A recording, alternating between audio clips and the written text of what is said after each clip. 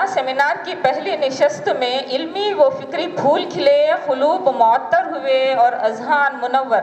محفل نثار شاہ گلبرگہ کے زیر اہتمام باشتراک کرناٹکا اردو اکیڈمی بنگلور ایک روزہ سیمینار بعنوان اردو ادب میں تصوف، ہم دوسری نشست کا آغاز کر رہے ہیں۔ یہ نشست بھی تصوف اور اردو ادب کی خوشبو سے لبریز ہونے والی ہے۔ سب سے پہلے میں صدر نشست محترم شمیم طارق صاحب، معروف اردو صحافی ممبئی سے ملتمس ہوں کہ وہ شاہنشین پر تشریف لائیں۔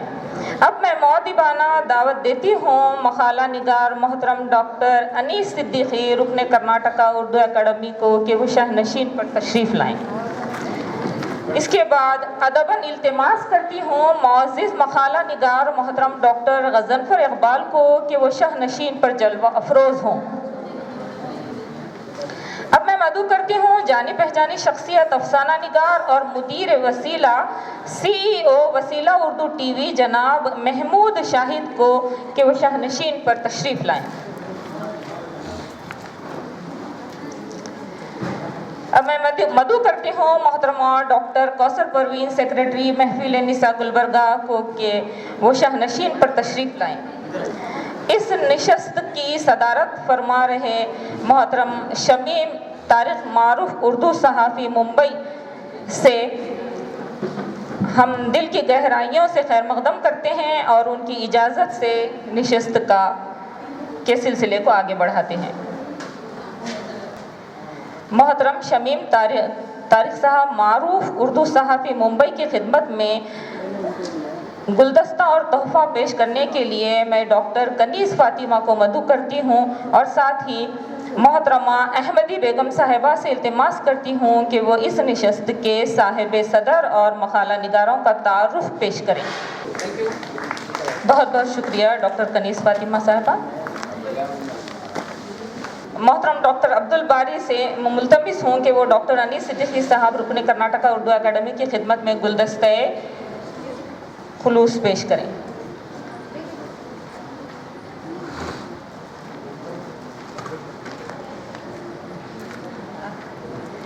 اور میں محترمہ احمدی آپا سے ملتمس ہوں کہ وہ آپ کا تعارف پیش کریں۔ السلام علیکم رحمۃ اللہ وبرکاتہ۔ ڈاکٹر انیس صدیقی صاحب کے لیے میں ایک شعر عرض کرنا چاہوں گی۔ خودی کو کر بلند اتنا کہ ہر تقدیر سے پہلے، خودی کو کر بلند اتنا کہ ہر تقدیر سے پہلے، خدا بندے سے خود پوچھے بتا تیری رضا کیا ہے۔ آپ کی تاریخ پیدائش 1963 عیسوی جنوری، شاہپور ضلع یادگیر میں ولادت ہوئی۔ والدین آپ کے والد صاحب عنایت الرحمن صدیقی اور والدہ صاحبہ قمر النساء بیگم۔ تعلیم آپ کی MA اردو PhD، مصروفیت موضوع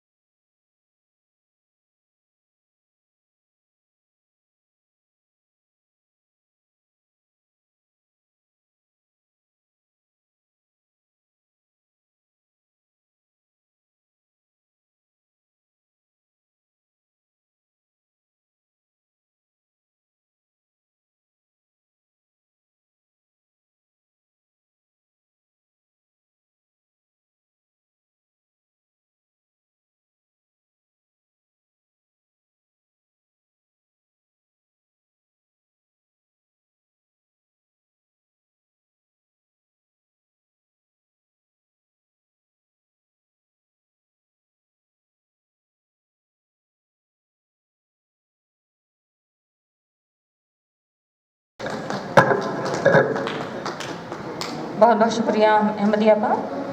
शहर के मारूफ शायर सादिक किरमानी साहब से इल्तिमास करती हूँ कि वो डॉक्टर गज़नफ़र इकबाल साहब की खिदमत में हदिया गुलदस्ता और तोहफ़ा पेश करें। आप साइड में, आप साइड में देखो, आप जाओ।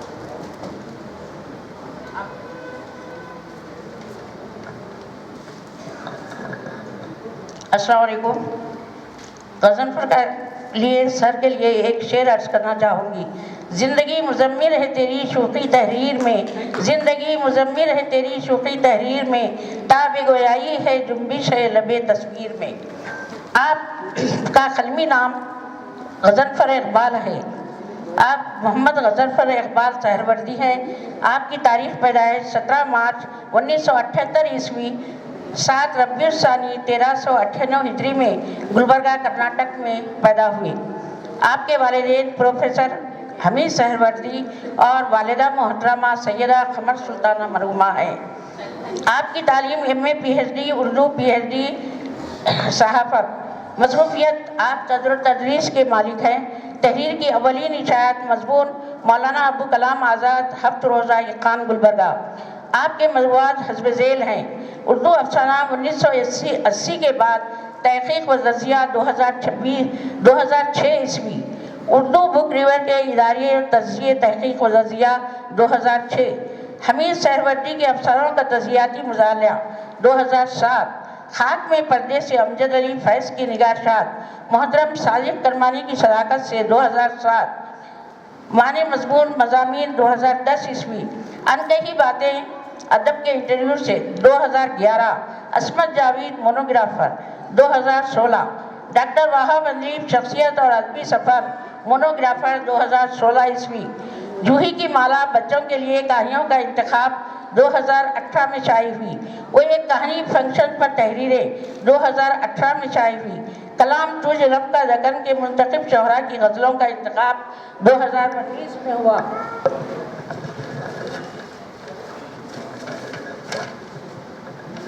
आपको कई अवार्ड से नवाजा गया। कौमी अवार्ड बिहार उर्दू एकेडमी पटना। इनाम बराए किताब उर्दू अफ़साना 1980 के बाद मिन जानिब बाहर उर्दू एकेडमी पटना बिहार। रियासती अवार्ड गुलबर्गा यूनिवर्सिटी गुलबर्गा 2012। इनाम बराए किताब अनकही बातें गुलबर्गा यूनिवर्सिटी से अवार्ड हासिल हुआ। रियासती अवार्ड अहमद पाशा अंसारी उर्दू दोस्त अवार्ड 2023 ईस्वी। रियासती अवार्ड मौलाना मोहम्मद अब्दुल क़ादिर सिद्दीकी बानी ख़ज़ाइद गुलबर्गा। रियासती अवार्ड गुलबर्गा यूनिवर्सिटी। इनाम बराए किताब कौमी सितारे। रियासती अवार्ड इम्तियाजी निशानात MA 2001 ईस्वी। रियासती अवार्ड इम्तियाजी निशानात BA मिन जानिब महाराष्ट्र स्टेट उर्दू एकेडमी में आपको कई इनामात से नवाजा गया। शुक्रिया। बहुत बहुत शुक्रिया। डॉक्टर कौसर परवीन साहिबा की खिदमत में गुलदस्ता और तोहफ़ा पेश करने के लिए मैं डॉक्टर रुखसाना सुल्ताना से इल्तिमास करती हूँ।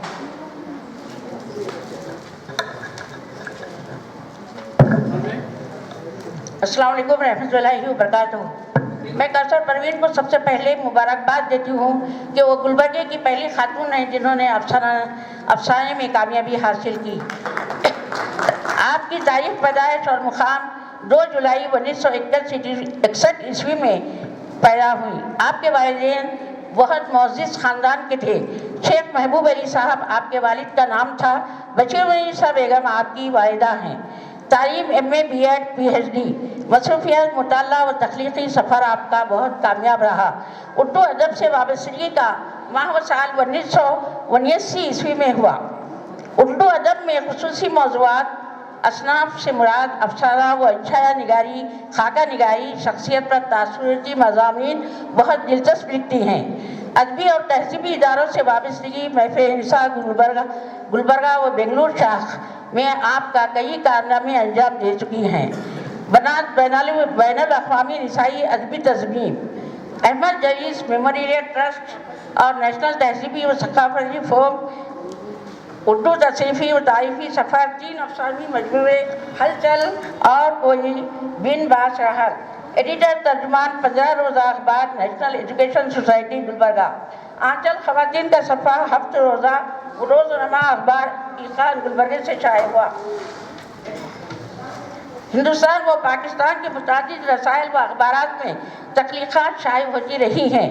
आप बहुत ही मुतासिरकुन अंदाज में इनामात व एजाज़ात हासिल कर चुकी हैं। बिन बास व राहल 2 अफसानवी मजमूए पर कर्नाटक उर्दू अकादमी अवार्ड, गवर्नमेंट मुस्लिम एम्प्लॉइज़ एसोसिएशन की जानिब से अवार्ड बराए मजमूई खिदमात, बहमी फाउंडेशन खिला गुलबर्गे की जानिब से गुलबर्गा अनमोल रतन अवार्ड, महफिल निसा बेंगलुरु से मुहब्बे उर्दू अवार्ड, कर्नाटका उर्दू साहित्य परिषद शाह गुलबर्गे की जानिब से चांद बीबी award, best teacher award national education society Gulbarga, असबाक award committee Poona की जानिब से अफसानवी अदब पर मनाज़िर आशिक हर गामी अदबी अवार्ड 2025 में हासिल हुआ। शोबे उर्दू गुलबर्गा यूनिवर्सिटी में उनके फ़न और शख्सियत पर मुतासिरकुन अंदाज में उनकी तनकीद हुआ करती है और वो बहुत ही अच्छे अंदाज में अपने जवाबात दे सकती हैं। ज़ेर निगरानी रिसर्च स्कॉलर वहीदुन्निसा ने एमफिल का मखाला उनके साथ कलमबंद किया।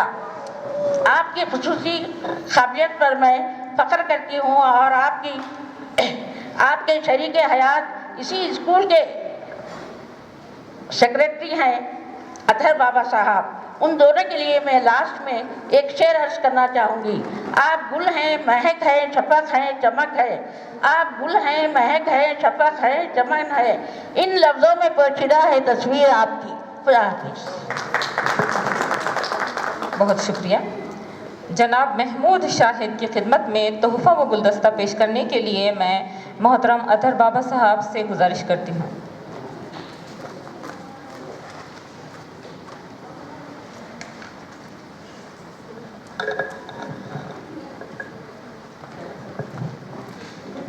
अस्सलाम वालेकुम। महमूद शाहिद, आपका मुकाम पैदाइश कड़पा आंध्र प्रदेश में हुआ। आपकी तालीम पोस्ट ग्रेजुएट है। आपकी तसानीफ ढांचा अफसानों का मजमुआ, रेत में गुमशदा लफ्ज़ तनक़ीदी मज़ामीन का मजमुआ, हुर्फ़ रेज़ा रेज़ा शेरी मजमुआ है। आपके इनामात सन 2024 में रियासत आंध्र प्रदेश की जानिब से कौमी अवार्ड मौलाना अबुल कलाम आज़ाद अवार्ड से नवाजा गया। आपके दीगर मालूमात भी आपने दर्स तदरीस में कामयाबी हासिल की। किताबों पर इनामात और अदबी खिदमात के लिए अवार्ड हासिल कर चुके हैं। कौमी और बैनुल अक़वामी मुशायरों के अलावा सेमिनारों में शिरकत कर चुके हैं और मुख्तलिफ अदबी मौज़ूआत पर मक़ालात पेश कर चुके हैं। मुदीर आला 15 रोज़ा अखबार वसीला उर्दू टीवी रिसाला अफसाना आपके दिलचस्प मज़ामीन है। आपके लिए एक शेर अर्ज करना चाहूँगी। गुलशन वमर में तेरा हम नवा ख्वाब दीदा है, लुत्फ़ गोयाई में तेरी हम सही मुमकिन नहीं। जग में आकर इधर उधर देखा, जग में आकर इधर उधर देखा, तू ही आया नज़र जिधर देखा। उर्दू अदब की तारीख़ पर अगर नज़र डालें तो हमें साफ दिखाई देता है कि उसकी सबसे गहरी जड़ें तसव्वुफ़ से जुड़ी हुई हैं। तसव्वुफ़ दरअसल वो दाखिली रोशनी है जो इंसान को अपने बातिन से आशना करती है और दुनियावी ज़िंदगी की उलझनों में सुकून क़ल्ब अता करती है। सूफ़िया कराम ने मोहब्बत, रवादारी, इंसानियत और क़ुर्ब इलाही का पैगाम को अपनी तालीमात का मरकज़ बनाया। यही वजह है कि उर्दू अदब में तसव्वुफ़ का रंग बड़ी शिद्दत के साथ झलकता है। शायरों, अदीबों और अफसाना निगारों ने अपने अपने अंदाज में इस रूहानी जज्बे को लफ्ज़ों का पैरहन दिया। तसव्वुफ़ हमें ये सबक देता है कि ज़ाहिरी फ़र्क व इम्तियाज़ से बालातर होकर इंसान से मोहब्बत की जाए, दिल को आईना बनाया जाए ताकि उसमें हकीकत मुतलक़ा की झलक नज़र आए। अदब को महज तफरीही नहीं बल्कि रूहानी तरबियत का ज़रिया बनाया जाए। इसी पस मंज़र में आज की निशस्त के मिसाले और तख्लीक़ी पेशकश हमारे लिए ये मौका फ़राहम करती हैं कि हम देख सकें तसव्वुफ़ किस तरह उर्दू रसायल, अफसानों और जदीद तख्लीक़ात में अपनी तजल्लियात बिखेर रहा है। اب میں مؤدبانہ گزارش کرتی ہوں ہمارے پہلے مقالہ نگار ڈاکٹر انیس صدیقی صاحب کو کہ جن کا ایک طویل اور قیمتی تصنیفی و تالیفی سرمایہ ہے، اپنا مقالہ بعنوان کرناٹک کے اردو رسائل اور تصوف پیش فرمائیں۔ اپنے مقالے سے سامعین کو مستفید کریں۔ کرناٹک اردو اکیڈمی کے اشتراک سے محفل نساء شاہ گلبرگہ کے زیر اہتمام منعقدہ آج کے اس بامقصد سیمینار بعنوان اردو ادب میں تصوف کی آج کی دوسری نشست میں مجھے مقالہ پیش کرنے کا موقع دیا گیا۔ اس کے لیے میں محفل نساء کے ذمہ داران کا تہ دل سے شکریہ ادا کرتا ہوں۔ صبح سے آپ نے جن مقالات کو سماعت کیا، تقریریں آپ نے سماعت کی، آپ نے دیکھا کہ ان تمام کا موضوع تصوف، اس کی تعبیر و تشریح اور اس کے مختلف عوامل تھا۔ آج کے اس میرا یہ جو مقالہ ہے اس سے بالکل مختلف ہے۔ اس مقالے میں میں نے کوشش کی ہے کہ وہ رسائل، وہ اخبارات جنہوں نے تصوف کو فروغ دینے میں ایک اہم کردار ادا کیا ہے، اس کا جائزہ لینے کی ایک طالبانہ کوشش میں نے کی ہے۔ اور میرا یہ مقالہ کرناٹک کے اخبارات اور رسائل کے خصوصی حوالے سے ہے۔ میرا مقالہ جس کا عنوان ہے کرناٹک کے اردو رسائل اور تصوف، صحافت زندگی کے مختلف شعبوں میں رونما ہونے والے حالات اور واقعات سے راست اور بروقت آگہی کا نام ہے۔ یہ انسان کو اپنی دنیا سے باخبر رکھتی ہے۔ اس کا دائرہ محض خبر رسانی تک محدود نہیں، بلکہ ذہن سازی، شخصیت کی تعمیر و تشکیل اور عوامل زندگی کو گہرائی سے سمجھنے کی بصیرت ادا کرتی ہے۔ عوامی سطح پر بیداری شعور، جمہوری اور اصلاحی نظام کی بنیادوں کو مستحکم کرنا بھی صحافت کے مناسب میں داخل ہے۔ صحافت کی اسی غیر معمولی اہمیت و افادیت کے پیش نظر اسے جمہوریت کے چوتھے ستون سے تعبیر کیا گیا ہے۔ صحافت جو کسی زمانے میں صرف خبروں تک محدود تھی، آج ایک وسیع میدان بن چکی ہے۔ عہد حاضر میں مختلف موضوعات پر شائع ہونے والے میخاطی جریدے اور رسائل اس بات کا منہ بولتا ثبوت ہیں۔ ادب، سماجیات، اقتصادیات، تاریخ، ثقافت، سائنس و ٹیکنالوجی، صحت، تعلیم، صنعت تجارت، کھیل کود، خواتین اور بچوں کے علاوہ مذہبیات سے متعلق خصوصی رسالے جہاں قارئین کی دلچسپی کا سامان فراہم کرتے ہیں، وہیں ان مخصوص علوم اور فنون کو فروغ دینے میں بھی اہم کردار ادا کرتے ہیں۔ ہندوستان میں اردو کے مذہبی رسائل کی تاریخ بہت طویل ہے۔ قبل از آزادی ہند انگریزوں نے عیسائیت کی تبلیغ کے لیے مختلف راہوں کا انتخاب کیا۔ ان میں سے ایک رسائل کی اشاعت بھی تھا۔ جب مسلمانوں نے دیکھا کہ انگریز ان رسائل کے ذریعے نہ صرف عیسائیت کی تبلیغ کر رہے ہیں بلکہ اسلامی عقائد پر حملاور ہیں، تو انہوں نے اس کے رد عمل میں اپنے مذہب سے متعلق رسائل شائع کرنا شروع کر دیے۔ اس طرح عیسائیت کے جواب میں اردو کے دینی رسائل کا آغاز ہوا۔ ان رسائل نے جہاں عیسائی مشنریوں کی سازشوں سے مسلمانوں کو باخبر کرنے کی کوشش کی، وہیں دینی تعلیمات کی ترویج و اشاعت، قرآن و حدیث کی تشریح، فقہی مسائل کی وضاحت، سیرت نبوی کے ذریعے امت مسلمہ میں دینی شعور بیدار کرنے میں بھی اہم کردار ادا کیا۔ اس کے ساتھ ساتھ ان رسائل نے معاشرتی برائیوں جیسے جہالت، توہم پرستی اور غیر شرعی رسوم و رواج کے خلاف بھی آواز اٹھائی۔ اخلاقی اقدار کو فروغ دے کر ایک بہتر معاشرے کی تشکیل میں ان رسائل کا کردار کلیدی رہا ہے۔ ہندوستان میں دینی صحافت کا آغاز مظہر الحق سے ہوا۔ اس اخبار کو دہلی اردو اخبار کے نامور مدیر مولوی محمد باقر نے 1943 میں جاری کیا تھا۔ اس کے بعد اردو کی دینی صحافت کے افق پر کئی رسائل و جرائد مانند آفتاب و مہتاب نمودار ہوئے اور اپنی ضیاء پاشیوں کے بعد غروب ہو گئے، اور کئی ایسے بھی ہیں جو آج بھی افکار کی روشنی بکھیرنے میں مصروف ہیں۔ تاہم ان دینی رسائل کے مزاج منہاج اور ان کے اجرا کے مقاصد کے جائزے سے ان رسائل میں موجودہ وسیع تنوع نمایاں ہوتا ہے اور انہیں بآسانی مسلکی اعتبار سے تقسیم کیا جاتا ہے۔ ان رسائل میں بعض شیعہ مسلک کے ترجمان ہیں، بعض مسلک اہل حدیث کے مبلغ، کچھ بریلوی اور دیوبندی مکتب فکر کی نمائندگی کرتے ہیں، تو کچھ کا مقصد جماعت اسلامی کے نظریات کی اشاعت و تشہیر رہا ہے۔ مثلاً مسلک اہل تشیع کی ترجمانی کرنے والے اخبارات میں مظہر الحق کو اولیت حاصل ہے۔ یہ اردو کا پہلا دینی اخبار تھا جو اہل تشیع کی حمایت میں جاری کیا گیا تھا۔ اس کے علاوہ الشمس، سرفراز، نظارہ، روشنی، اصلاح، البرہان اور رہبر نے بھی اس مسلک کی ترجمانی میں اہم کردار ادا کیا ہے۔ مسلک اہل حدیث کے ترجمان رسائل و اخبارات کی بھی ایک طویل فہرست ہے۔ اخبار اہل حدیث، محدث، مجلہ اہل حدیث، الہدیٰ، الاسلام ان میں نمایاں ہیں۔ اس کے علاوہ ہفت روزہ مسلم، ہفت روزہ شاہنامہ ہند، ماہنامہ صحیفہ اہل حدیث اور ماہنامہ مصحف عمر آباد بھی اس مسلک کے ترجمان ہیں۔ جماعت اسلامی نے بھی اپنے نظریات کی تبلیغ کے لیے کئی اہم رسائل جاری کیے۔ ان میں سب سے مشہور ترجمان القرآن ہے، جس کی بنیاد بانی جماعت اسلامی مولانا ابو العلا مودودی نے رکھی تھی۔ مولانا عامر عثمانی کی ادارت میں جاری ہونے والا مقبول دینی رسالہ تجلی بھی جماعت اسلامی کی فکر کا داعی تھا۔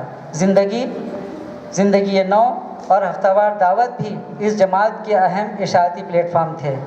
دیوبندی مکتب فکر نے اپنے نظریات و افکار کی ترویج کے لیے بھی کئی اہم رسائل جاری کیے۔ ان میں مدرسہ حنفیہ پٹنہ سے جاری ہونے والا رسالہ تحفہ حنیفہ نمایاں حیثیت رکھتا ہے۔ اسی طرح دارالعلوم دیوبند کے نمائندہ رسائل الرشید اور القاسم نے بھی دیوبندی سوچ کی بھرپور ترجمانی کی ہے۔ مولانا منظور نعمانی کی ادارت میں شائع ہونے والا ماہنامہ الفرقان خاص طور پر دیوبندی نظریات کا پرچار کرنے والا اور بریلوی مکتب فکر کی رد میں جاری کیا گیا تھا۔ بریلوی مسلک کے رسائل نے بھی اپنے عقائد اور افکار کی اشاعت میں اہم کردار ادا کیا۔ اگر ان میں بریلی سے شائع ہونے والا ماہنامہ الرضا، کانپور کا ہفتہ وار دبدبۂ سکندری، ماہنامہ انوار صوفی اور نوری کرن قابل ذکر ہیں۔ مشہور بریلوی عالم دین مولانا ارشد القادری نے بھی اپنے مسلک کی ترجمانی کے لیے رسائل جامع کوثر اور جامع نور جاری کیے۔ ان کے علاوہ مشہور انشا پرداز خواجہ حسن نظامی کی زیر ادارت رسائل جیسے توحید، نظام المشائخ، صوفی اور منادی نے بھی بریلوی مکتب فکر کی فکری ترویج و اشاعت میں اہم کردار ادا کیا۔ ہندوستان میں دینی صحافت کے وسیع تناظر میں جب ہم ان رسائل کی خدمات کا جائزہ لیتے ہیں جنہوں نے علم تصوف کی تعبیر و تشریح، اس کی ترویج و اشاعت اور اس کی روایت کو استحکام بخشنے میں کلیدی کردار ادا کیا ہے، تو بریلوی مکتب فکر کے رسائل خاص اہمیت اختیار کر جاتے ہیں۔ اس کی بنیادی وجہ یہ ہے کہ اس مکتب فکر نے علم تصوف کو نہ صرف زندہ رکھا بلکہ اسے عوام تک پہنچانے میں بھی غیر معمولی کردار ادا کیا۔ ان رسائل نے تصوف کے روحانی پہلوؤں، صوفیہ اکرام کے کردار اور ان کی تعلیمات کو انتہائی سادہ اور عام فہم انداز میں پیش کیا۔ انہوں نے ایسے مضامین، تحقیقی مقالات اور فتاوی شائع کیے جن کے ذریعے تصوف کے بنیادی اصولوں اور طریقوں کی وضاحت کی گئی اور اس سے متعلق پائے جانے والی غلط فہمیوں کا ازالہ کیا گیا۔ اس طرح ان رسائل نے درگاہوں، خانقاہوں اور صوفیہ کی کرامات اور تعلیمات کو ایک مؤثر پلیٹ فارم پر پیش کیا، جس کا نتیجہ یہ ہوا کہ عوام میں ان کا احترام مزید بڑھا اور ان کی تعلیمات کی طرف لوگوں کی توجہ مبذول ہوئی۔ بریلوی طرز فکر کے حامل رسائل نے تصوف کی بنیادوں کو مضبوط کرنے اور اسے عوامی سطح پر مقبول بنانے میں گراں قدر خدمات انجام دی ہیں۔ ان رسائل نے تصوف کو محض ایک فلسفے کے طور پر پیش نہیں کیا بلکہ اسے ایک عملی اور روحانی نظام کے طور پر عوام کو متعارف کرایا۔ اس ضمن میں جو رسائل خاص طور پر قابل ذکر ہیں وہ درج ذیل ہیں: ماہنامہ ہدیٰ، ماہنامہ منادی۔ ماہنامہ منادی ان اہم رسائل میں شامل ہے جنہوں نے تصوف کو فروغ دینے میں اہم کردار ادا کیا۔ اس کے بانی اور مدیر ممتاز انشا پرداز خواجہ حسن نظامی تھے۔ انہوں نے تصوف کے موضوع پر بے پناہ لکھا ہے جس کا مقصد نئی نسل کو تصوف سے روشناس کرانا تھا۔ خواجہ حسن نظامی کا خیال تھا کہ نئی روشنی کے لوگ صوفیہ کی قدیم کتابیں نہیں پڑھ پاتے اور ان کے قدیم طرز تحریر سے غیر مانوس ہو چکے ہیں، اس لیے انہوں نے نئے اور دلکش اسلوب میں تصوف کو پیش کیا تاکہ اس روحانی علم سے فیضیاب ہو سکیں۔ اسی مقصد کو لے کر انہوں نے ایک اور رسالہ نظام المشائخ بھی جاری کیا تھا۔ یہ رسالہ حضرت نظام الدین اولیاء کے آستانے سے وابستہ تھا اور اس نے بھی تصوف کی تعلیمات کو عام لوگوں تک پہنچانے میں نمایاں کردار ادا کیا ہے۔ دوسرا ماہنامہ آستانہ۔ ماہنامہ آستانہ جو خانقہ حضرت شیخ کلیم اللہ دہلی کا ترجمان تھا، اولیاء اللہ کی تحریکات کا لمبردار اور ایک مشہور دینی رسالہ تھا، یہ اپنے روحانی، صوفیانہ اور اخلاقی تعلیمات کو عام کرنے کے لیے جانا جاتا تھا۔ آستانہ نے بنیادی طور پر صوفیہ اور خانقاہوں کی روایت کو اجاگر کیا۔ اس رسالے نے جہاں صوفی بزرگوں کے اقوال، سوانح حیات، کارنامے اور روحانی تربیت جیسے مضامین شائع کیے، بلکہ تصوف سے متعلق شرعی مسائل اور روحانی رہنمائی بھی فراہم کی۔ اس طرح اس نے تصوف کو شریعت کے مطابق پیش کرنے کا فریضہ سر انجام دیا۔ ایک اور رسالہ جس کا نام تھا ماہنامہ ہدا، ہدا اردو کے مقبول دینی اور روحانی رسائل میں سے ایک ہے جس نے دینی ادب کی روایت کو مضبوط کیا۔ اس رسالے کا بنیادی مقصد عام لوگوں تک اسلامی تعلیمات، قرآنی احکام اور سیرت النبی کو پہنچانا تھا۔ اس میں فقہ، اخلاقیات اور اسلامی تاریخ کے اہم واقعات کے ساتھ ساتھ صحابہ کرام اور اولیاء اللہ کی زندگیوں پر مضامین شامل تھے تاکہ نوجوان نسل صوفیانہ افکار کی طرف راغب ہو سکے۔ اس طرح فروغ تصوف کے میدان میں اس رسالے نے اہم خدمات انجام دی ہیں۔ ایک اور ماہنامہ جس کا نام تھا نوری کرن، ماہنامہ نوری کرن بریلی شریف سے رضا اکیڈمی کے زیر اہتمام شائع ہوتا تھا۔ یہ رسالہ بریلوی مکتب فکر کی فکری اور علمی ترجمانی کا فریضہ انجام دیتا تھا۔ اس رسالے کا خاص مقصد بریلوی مسلک کے بانی اعلیٰ حضرت امام احمد رضا خان بریلوی کے افکار، دینی خدمات اور ان کے عقائد کو عام لوگوں تک پہنچانا تھا۔ نوری کرن نے تصوف کی تعلیمات کو شریعت کی روشنی میں پیش کرنے میں نمایاں کردار ادا کیا ہے۔ اس میں صوفیہ کے حالات، ان کی کرامات اور تعلیمات پر روشنی ڈالی جاتی تھی۔ یہی وجہ ہے کہ یہ رسالہ بریلوی مسلک کی تاریخ اور علمی روایت کو سمجھنے کے لیے ایک اہم ماخذ ہے۔ ریاست کرناٹک کی اردو صحافت کی تاریخ میں دینی رسائل کا کردار ایک شاندار اور روشن باب کی حیثیت رکھتا ہے۔ ان رسائل نے اپنے ادوار میں نہ صرف اسلامی تعلیمات کو عام کیا بلکہ مسلمانوں میں دینی شعور بیدار کرنے اور ان کی اخلاقی اور روحانی تربیت میں بھی اہم کردار ادا کیا ہے۔ یہ رسائل دراصل جدوجہد اور عزم کی مثال تھے جنہوں نے محدود وسائل کے باوجود اپنے پیغام کو دور دور تک پہنچایا۔ بنگلور سے شائع ہونے والے منشور محمدی، صدائے سحر، الاسلام، تسخیر انسانیت، العبید، سلسبیل، اسلامی مشغلے، بیدر سے ہیروئزم، گلبرگہ سے شہباز، نوائے سرمد، لسان التصوف اور یادگیر کے قصبہ گوگی سے نکلنے والا رسالہ انوار جلالیہ نے صوفیانہ افکار، اولیاء کرام کے حالات اور ان کی تعلیمات کو عام کرنے میں مؤثر کردار ادا کیا ہے۔ یہ تمام رسائل نہ صرف دینی علوم کے ترجمان تھے بلکہ انہوں نے اردو زبان و ادب کو بھی فروغ دیا۔ ان کی بدولت ایک طرف جہاں اسلامی تعلیمات کی ترویج بھی، وہیں دوسری طرف ایک ایسا علمی ماحول بھی پروان چڑھا جس نے اردو کی دینی صحافت کی بنیادوں کو مزید مضبوط کیا۔ بلا شبہ ان رسائل نے کرناٹک کی اردو صحافت کو ایک نئی جہت بخشی اور یہ ثابت کیا کہ دینی صحافت صرف مذہبی مواد تک محدود نہیں ہوتی بلکہ معاشرتی بیداری اور فکری ارتقاء کا مؤثر ذریعہ بھی ہے۔ کرناٹک سے شائع ہونے والے دینی رسائل میں ماہنامہ شہباز کو ایک خاص اہمیت حاصل ہے کیونکہ اس نے اپنی اشاعت کا مقصد علم تصوف کی ترویج و اشاعت کو بنایا۔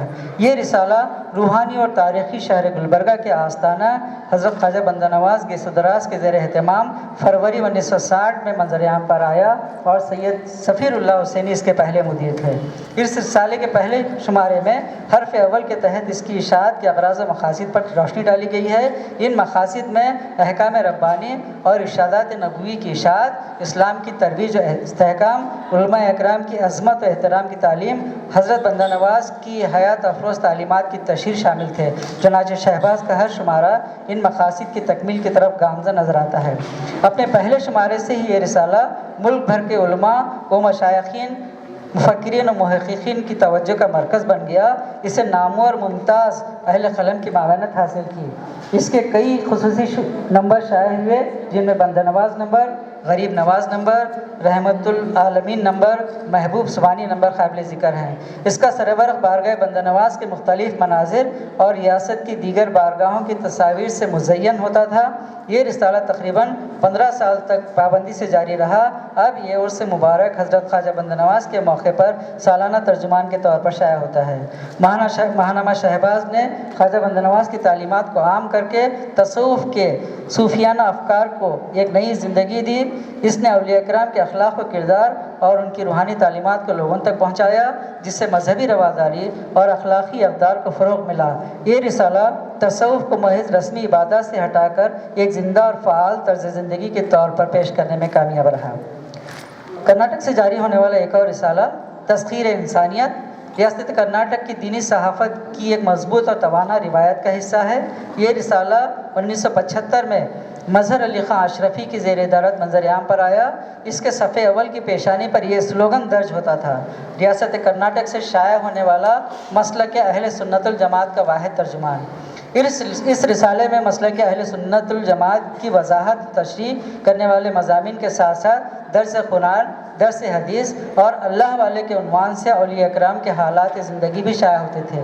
اس کے علاوہ دیوبند سے بریلی تک کے نام سے ایک مزاحیہ و تنزیہ کالم بھی اس رسالے کے مشمولات کا حصہ تھا۔ الغرض یہ رسالہ دین اسلام اور اولیاء اعظام کی تعلیمات کا ایک اہم ترجمان تھا۔ تسخیر انسانیت نے اولیاء کرام کے حالات زندگی اور ان کی تعلیمات کو اللہ والے کے عنوان سے شائع کر کے تصوف سے وابستہ افراد کو ان کی روحانی زندگی اور دینی خدمات سے روشناس کرایا۔ یہ رسالہ تصوف کو اہل سنت الجماعت کے نقطہ نظر سے پیش کرتے ہوئے اس کی اخلاقی اور روحانی جہتوں کو اجاگر کرنے میں معاون ثابت ہوا۔ کرناٹک کی دینی صحافت کا ایک اہم نام نوائے سرمست ہے۔ اس ماہنامے کا پہلا شمارہ فروری 1921 میں عزیز اللہ سرمست کی ادارت میں شائع ہوا، جو ان کی صحافتی زندگی کا پہلا قدم تھا۔ پہلے صفحے کی پیشانی پر درج عبارت: اولیاء دکن کے آستانوں کا اولین واحد ترجمان، عقائد اہل سنت الجماعت کا بے باک اور بے لاگ ماہنامہ، اس رسالے کے مقصد کو واضح طور پر بیان کرتی ہے۔ اس رسالے میں دکن کے اولیاء اعظام کے سوانح حالات، کرامات اور تعلیمات کے علاوہ مذہبی موضوعات پر دیگر رسائل سے ماخوذ تحریریں بھی شامل ہوتی ہیں، جو اس کی افادیت میں اضافہ کرتی ہیں۔ اس کی کئی خصوصی اشاعتیں بھی قابل ذکر ہیں۔ یہ رسالہ تقریباً 5 سال تک جاری رہا۔ نوائے سرمست نے دکن کے اولیاء کرام کی حیات و کرامات اور صوفیانہ تعلیمات کو شائع کر کے نہ صرف ان کی یاد تازہ کی، بلکہ عوام کو تصوف کی حقیقی روح اور اس کے بنیادی اقدار سے بھی متعارف کرایا۔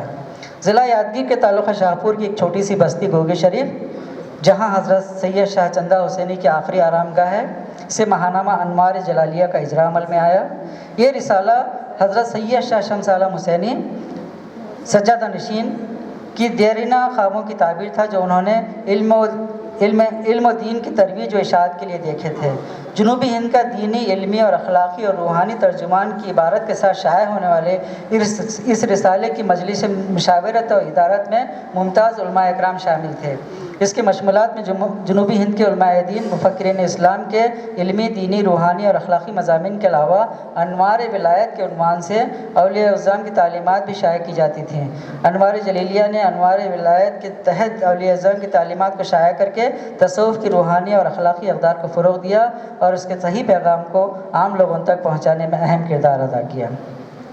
حضرت ڈاکٹر الحاج شیخ محمد افضل الدین جنیدی سجادہ نشین بارگاہ حضرت شیخ دکن کی سرپرستی میں انجمن قادریہ جنیدیہ چشتیہ کے زیر اہتمام لسان التصوف کا پہلا شمارہ 2025 میں گلبرگہ سے منظر عام پر آیا۔ مولانا شاہ محمد فخر الدین مانیال اس کے مدیر ہیں۔ اس کے پہلے شمارے میں علم تصوف کے اصطلاحی نظام کے ایک اہم لفظ اخلاص پر 3 ممتاز اہل قلم اسد ثنائی، مولانا مختار احمد الجنیدی اور مولانا محمد ادریس قادری کے پرمغز اور بصیرت افروز مضامین شامل ہیں۔ اس رسالے کی ابتدا اس بات کی دلیل ہے کہ مستقبل میں اس سے علم تصوف کی ترویج و اشاعت کے حوالے سے گراں قدر خدمات کی توقع کی جا سکتی ہے۔ مجموعی طور پر کرناٹک میں اردو کی دینی صحافت نے محض مذہبی خبروں کی ترسیل تک خود کو محدود نہیں رکھا، بلکہ یہ ایک فعال اور متحرک پلیٹ فارم ثابت ہوئی۔ ان رسائل نے اپنے اپنے مسالک اور نقطہ نظر سے دین کی خدمت کا فریضہ انجام دیا۔ خاص طور پر وہ رسائل جنہوں نے تصوف کو اپنا مرکزی موضوع بنایا، انہوں نے اسلامی تعلیمات کے روحانی پہلوؤں کو اجاگر کرنے میں کلیدی کردار ادا کیا ہے۔ شہباز، تسخیر انسانیت، نوائے سرمست، انوار جلالیہ اور لسان التصوف جیسے جریدوں نے نہ صرف اولیاء اکرام کے افکار و تعلیمات کو عام کیا بلکہ تصوف کو ایک عملی، فکری اور اخلاقی نظام کے طور پر پیش کر کے سماج میں رواداری، اخوت اور روحانیت کو فروغ دیا۔ یہ رسائل اس بات کا ثبوت ہیں کہ دینی صحافت فکری ارتقاء اور معاشرتی بیداری کا ایک مؤثر ذریعہ ہے، اور انہوں نے کرناٹک کی اردو صحافت کی تاریخ میں ایک منفرد اور روشن باب کا اضافہ کیا ہے۔ بہت بہت شکریہ۔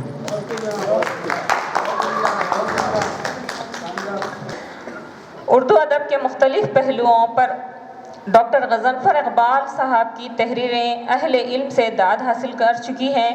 میں آپ سے التماس کرتی ہوں کہ وہ اپنا مقالہ بعنوان اردو افسانے میں تصوف سامعین کے سامنے پیش کریں۔ صاحب اسلوب ادیب، ماہر تصوف محترم شمیم طارق صاحب، رکن کرناٹک اردو اکیڈمی اور معروف قلمکار محترم ڈاکٹر انیس صدیقی صاحب، معروف افسانہ نگار محترم محمود شاہد صاحب، گلبرگہ کی اولین افسانہ نگار محترمہ ڈاکٹر محترمہ کوثر پروین میڈم، عمائدین ادب، معزز حاضرین مرد و خواتین، ناظم اجلاس معروف شاعرہ محترمہ اسماء عالم صاحبہ، میرے صدر محفل نساء ڈاکٹر محترمہ شائستہ یوسف صاحبہ اور دیگر مرد و خواتین، میرے مضمون کا عنوان ہے اردو افسانے میں تصوف۔ اردو افسانہ ایک تہذیبی سرگرمی ہے۔ اس کا موضوعاتی تنوع زمانی اور مکانی وسعتوں میں بکھرا ہے۔ اردو افسانوں میں تصوف کی پرچھائیاں کبھی طریقت کی صورت اور کبھی معرفت کی طرح ابھرتی ہیں۔ تصوف مزاج اردو افسانے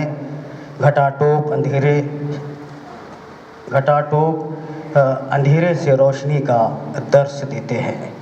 اسلامی تعلیمات سے ہی تصوف کی کونپل پھوٹتی ہے۔ تصوف کا علم من کا گیان ہے، علم باطنی ہے، اپنے ذات کا تزکیہ ہے۔ گلبرگہ کے معروف ادیب استاد معنوی ڈاکٹر وہاب اندلیب صاحب تصوف کی تعریف کے سلسلے میں قلم طراز ہیں۔ اقتباس: تصوف ہر دم خدا کے ساتھ رابطۂ قلبی کو لگائے رکھنا ہے، اسے احسان بھی کہا گیا ہے۔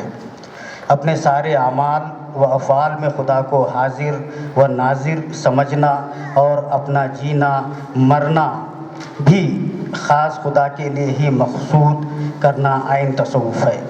اس کی بنیاد کتاب و سنت پر قائم ہے، لیکن بعض لوگوں نے تصوف کو شریعت کا مقابل یا اس کی ضد گمان کر لیا ہے، جو صحیح نہیں ہے۔ اقتباس ختم۔ اس تحریر میں گلبرگہ کے منتخب افسانہ نگاروں کے افسانوں کا مطالعہ مقصود ہے۔ اولیاء اسلام کے فیضان تجلی سے سایہ فگن روح پرور فضا کے آثار و نقوش میں آباد گلبرگہ ایک شہر انتخاب ہے۔ گلبرگہ کے افسانہ نگاروں کے نوک قلم سے تخلیق کردہ تصوف رنگ افسانے سورج کے مانند منزہ ہیں۔ یہ افسانے در اصل روحانی زمین کے کینوس پر اپنا نقش اجاگر کرتے ہیں۔ یہاں پر میں نے اس موضوع کے لیے گلبرگہ کے 6 افسانہ نگاروں کا ان کے افسانوں کا جائزہ اور مطالعہ پیش کرنے کی صحیح کروں گا۔ حمید سہروردی کے افسانوں کا مزاج صوفیانہ ہے۔ ان کے افسانے روشن لمحوں کی سوغات میں واضح طور پر تصوفانہ خیالات دیکھے جا سکتے ہیں۔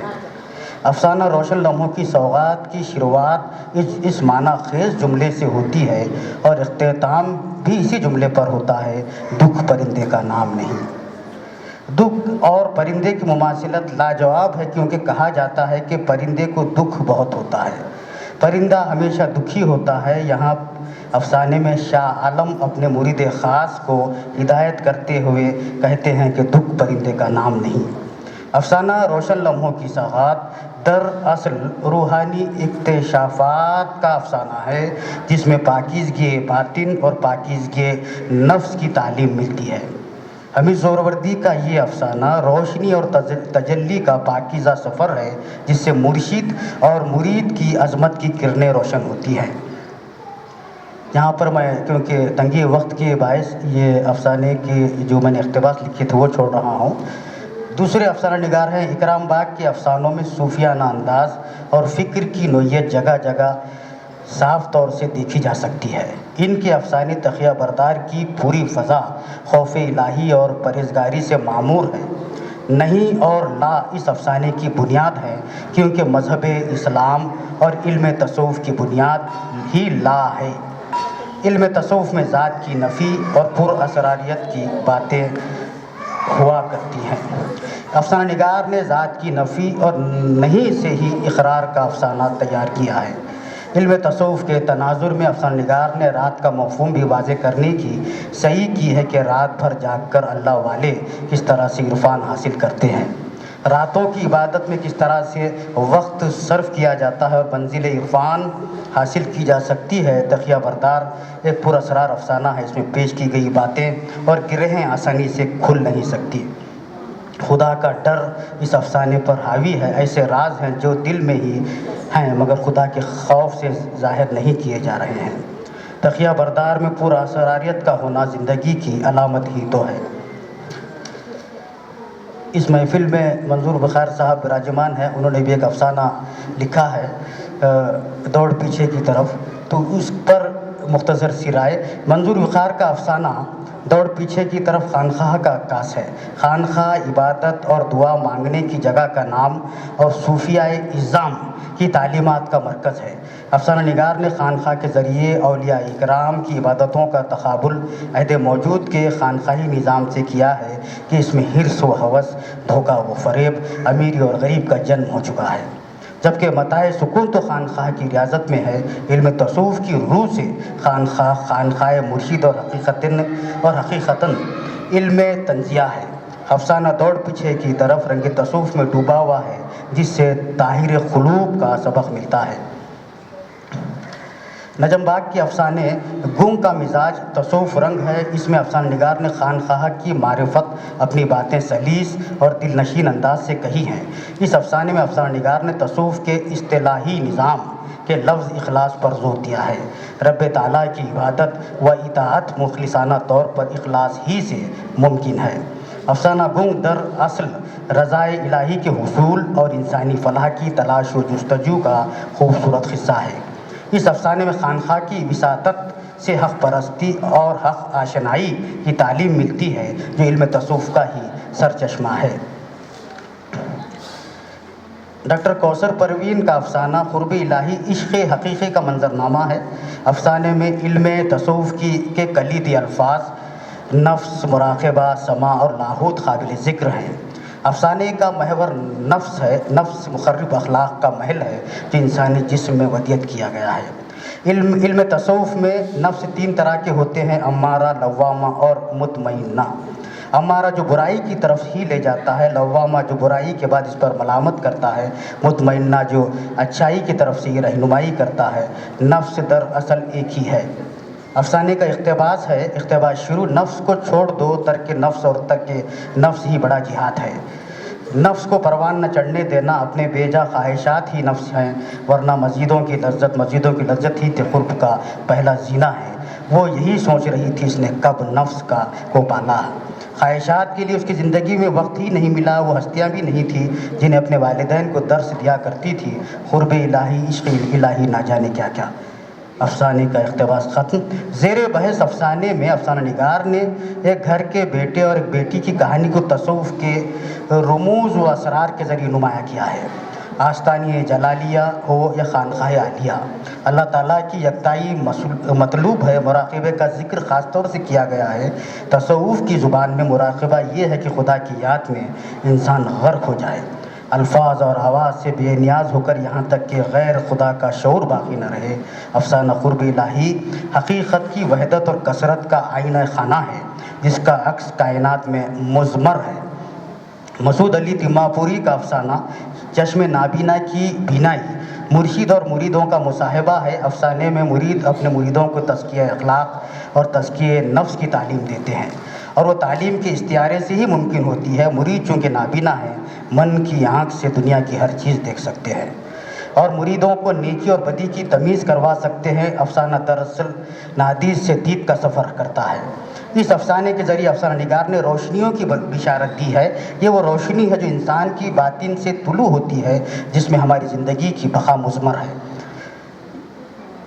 یہ 6 افسانوں کے جائزے میں نے یہاں پیش کیے۔ آخری اس کا پیراگراف ہے اس چھوٹی سی تحریر کا۔ اس مختصر سی تحریر کا محاصل یہ ہے کہ عہد موجود برق رفتار تغیرات کی زد پر ہے اور دنیا آن بدل رہی ہے۔ سماجی ذرائع ابلاغ نے بے آوازوں کو آواز بخشی ہے۔ روحانی اور قلبی و کیفیات مادیت میں تبدیل ہو کر یاس انگیز ماحول پیدا کر چکی ہیں۔ بالائی سطور میں پیش کردہ افسانوں کے جائزے اجالے کی صورت میں صحت مند راستوں کو منزہ کرتے ہیں۔ افسانے گلبرگہ کے افسانہ نگاروں کی عرفانی اور صوفیانہ رنگ کے افسانے گہرے اور روشن ہیں۔ ان افسانوں کا حشد آبادی تناظر جو صوفیانہ ادبیات میں امتیازی حسن قائم کرتا ہے۔ گلبرگہ کے معروف شاعر محترم نور الدین نور نے زیر مطالعہ افسانوں کو شیریں زبان یوں دی ہے کہ دامن افکار روشن ہے اسی کے نور سے، دامن افکار روشن ہے اسی کے نور سے، اردو افسانے میں شامل ہے تصوف کی چمک، اردو افسانے میں شامل ہے تصوف کی چمک۔ میں آخر میں محفل نساء کے ارباب اختیار اور اس وقت کرناٹک اردو اکیڈمی کے صدر اور اس کے رکن کا ممنون اور شکر گزار ہوں کہ یہاں پر 2 لفظ پڑھنے کا انہوں نے موقع دیا۔ بہت بہت شکریہ۔ ظاہر کی آنکھ سے نہ تماشا کرے کوئی، ظاہر کی آنکھ سے نہ تماشا کرے کوئی، ہو دیکھنا تو دیدے دل وا کرے کوئی۔ بس جان گیا میں تیری پہچان یہی ہے، بس جان گیا میں تیری پہچان یہی ہے، تو دل میں تو آتا ہے سمجھ میں نہیں آتا۔ محترم محمود شاہد افسانہ نگار، مدیر وسیلہ اور CEO وسیلہ اردو TV سے التماس کرتی ہوں کہ وہ اپنا مقالہ میرے افسانے میں تصوف پیش فرمائیں۔ صدر اجلاس کی اجازت سے اپنا مقالہ پیش کرتا ہوں اور میرے مقالے کا عنوان ہے میرے افسانے میں تصوف۔ میرے افسانے کا عنوان ہے لباس صوف۔ محترمہ شائستہ یوسف صاحبہ نے اپنے خطاب میں کہا کہ عہد حاضر اور موجودہ نسل کو پیش نظر رکھتے ہوئے تصوف کی تعبیر و تشریح اس طرح پیش کی جائے کہ نئی نسل میں تصوف کا شعور پیدا ہو۔ شاید یہ افسانہ لکھتے ہوئے بھی میرے ذہن میں یہی بات تھی اور میرے افسانے کا کردار بھی اس عہد کا انسان ہے جو اپنے وجود گراں بار سے پریشان ہو کر ایک مرشد کی خدمت میں حاضر ہوتا ہے۔ افسانہ لباس صوف کا مرکزی موضوع تصوف ہے اور میرے نزدیک تصوف کا بنیادی موضوع وجود ہے۔ وجود کے سوال پر صدیوں سے فلسفہ، تصوف اور ادب میں غور و فکر ہوتا آیا ہے۔ سادہ الفاظ میں وجود کا مطلب ہے ہونا، قائم ہونا، موجود ہونا، لیکن اس کی گہرائی میں کئی جہتیں پوشیدہ ہیں۔ عام فہم معنی میں کسی چیز یا شخص کا حقیقت میں ہونا، نظر آنا، جیسے درخت، پانی، زمین، یہ سب مادی وجود رکھتے ہیں۔ فلسفہ کہتا ہے کہ وجود صرف مادی نہیں ہوتا بلکہ شعوری اور معنوی سطح پر بھی ہوتا ہے۔ میں ہوں یہ احساسی وجود کا بنیادی ثبوت ہے۔ صوفیہ کے نزدیک اصل وجود صرف خدا کا ہے، باقی سب ظاہری یا عارضی وجود رکھتے ہیں۔ انسان اور کائنات دراصل اسی ابدی وجود کا عکس اور پرتو ہے۔ وجودیت کے مطابق وجود کا مطلب ہے انسان پہلے موجود ہوتا ہے، پھر اپنی ذات اور معنی کو خود تخلیق کرتا ہے، یعنی انسان اپنی آزادی اور انتخاب کے ذریعے اپنے وجود کا مفہوم طے کرتا ہے۔ یوں کہا جا سکتا ہے کہ مادہ اور کائنات میں وجود ایک حقیقت ہے इंसान की रूह में वजूद एक एहसास है और खुदा के बारे में वजूद एक अबदी हकीकत। मैंने अफसाने में मुख्तलिफ इस्तिलाहों को बरतते हुए वजूद की मानवियत और अहमियत को समझने की कोशिश की है। आइए इन इस्तिलाहों पर रोशनी डालने से पहले इंसानी वजूद पर बात करते हैं, ताकि इंसानी ज़िंदगी में तसव्वुफ़ की अहमियत और ज़रूरत को समझा जा सके। इंसान आज़ाद पैदा किया गया है। ये आज़ादी बज़ाहिर नेमत है, मगर दरअसल एक बोझ भी है। इंसान को हर लम्हा फ़ैसला करना है, क्या करना है, कौन सा रास्ता इख्तियार करना है। ये फ़ैसले इसके अपने हैं और वो इनके नताइज का तन्हा ज़िम्मेदार है। यही ज़िम्मेदारी उसे बोझल कर देती है।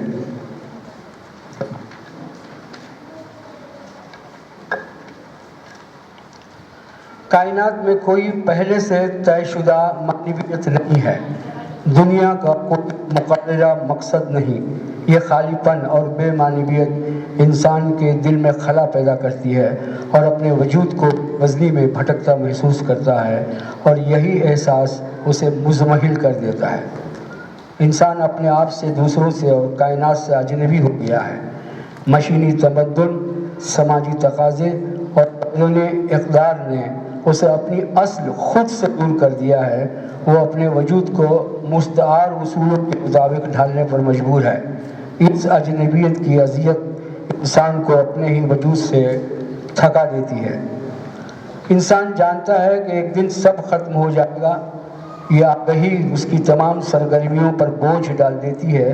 हर खुशी, हर मंसूबा, हर कामयाबी मौत के सामने आरज़ी लगती है।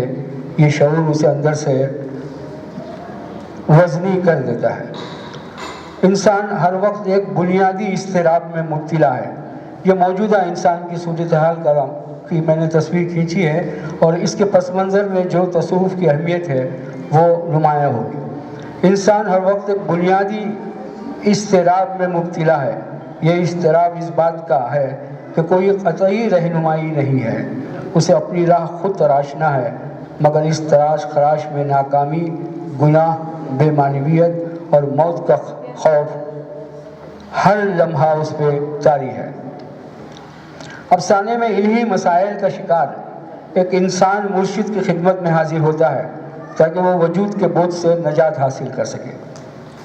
दरअसल तसव्वुफ़ का जो मैं ये समझता हूँ कि यहाँ सुबह से तसव्वुफ़ पे बात हो रही है, लेकिन मैंने जहाँ तक मुताला किया है, बल्कि ये महसूस किया है कि असल माने में तसव्वुफ़ वो रास्ता है जो इंसान को अपने वजूद का जो कर्ब है और उसकी ज़िंदगी जो बदन के अंदर क़ैद है, उससे रिहाई की उसकी फितरी ख्वाहिश है।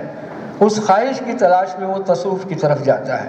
ये उसका असल बुनियादी मकसद जो मैंने समझा है, और सुबह से जो गुफ्तगू हो रही है वो आपने भी सुनी है। तो अफसाना बुनियादी तौर पर मुकालमाती ढांचे पर कायम है। मरकज़ी किरदार और साहिब सूफ़ के दरमियान सवाल व जवाब का सिलसिला जारी रहता है। ये उसलूब सूफियाना मतून, मसलन मकाशिफ़ात, मलफूज़ात के तर्ज पर है, जहाँ मुर्शिद और सालिक के दरमियान मुकालमा रूहानी इर्तिक़ा का ज़रिया बनता है। इस फ़नी इंतख़ाब ने अफसाने को एक ख़ास तासुर दिया है, जो क़ारी को महज क़िस्सा नहीं बल्कि फ़िक्री और रूहानी गुफ्तगू में शरीक कर लेता है। जो इस्तिलाहें मैंने इस्तेमाल की है वो हस्ब ज़ैल हैं। मैंने जैसे कि मैंने पहले बताया कि इस अफसाने में मैंने कुछ रिवायती इस्तिलाहें इस्तेमाल की हैं और कुछ नई अलामतें इस्तेमाल की हैं, ताकि इन दोनों के इम्तिज़ाज से नई नस्ल को तसव्वुफ़ के बारे में समझाने में आसानी हो। जो इस्तिलाहें मैंने इस्तेमाल की हैं वो हस्ब ज़ैल हैं। मिट्टी का प्याला, तारीक सुरंग, खूंखार जानवर, बाज़ार मरहम, घोड़े और चाबुक, बादल, लिबास सूफ़, साहिब सूफ़। उर्दू अदब में तसव्वुफ़ से एक मवस्सिर रिवायत रही है। सूफियाना हिकायात, मलफूज़ात और मसनवियाँ इस बात की गवाह हैं کہ ادب کو روحانی و باطنی فکر کے اظہار کے لیے استعمال کیا گیا ہے۔ جدید اردو افسانہ نگاری میں بھی تصوف بطور استعارہ اور علامت سامنے آیا ہے۔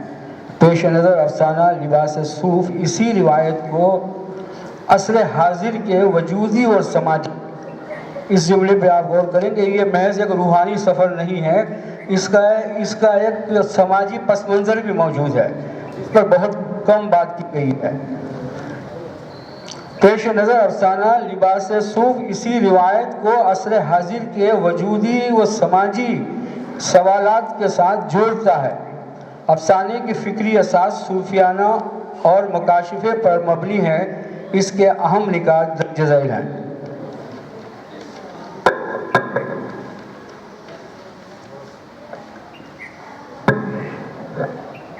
افسانے میں وجود کو عالم باخبری اور عدم کو عالم بے خبری سے تعبیر کیا گیا ہے، جس میں وجود اور عدم کے باہمی تعلق کو کائناتی توازن کے طور پر دیکھا گیا ہے۔ افسانے میں خود آگہی کو عرفان کی پہلی منزل کہا گیا ہے۔ افسانے میں ہر مرحلہ ایک داخلی مکالمے اور خود احتسابی کے ذریعے سامنے آتا ہے۔ افسانے میں نفس کو ایک خونخوار جانور کے استعارے میں پیش کیا گیا ہے۔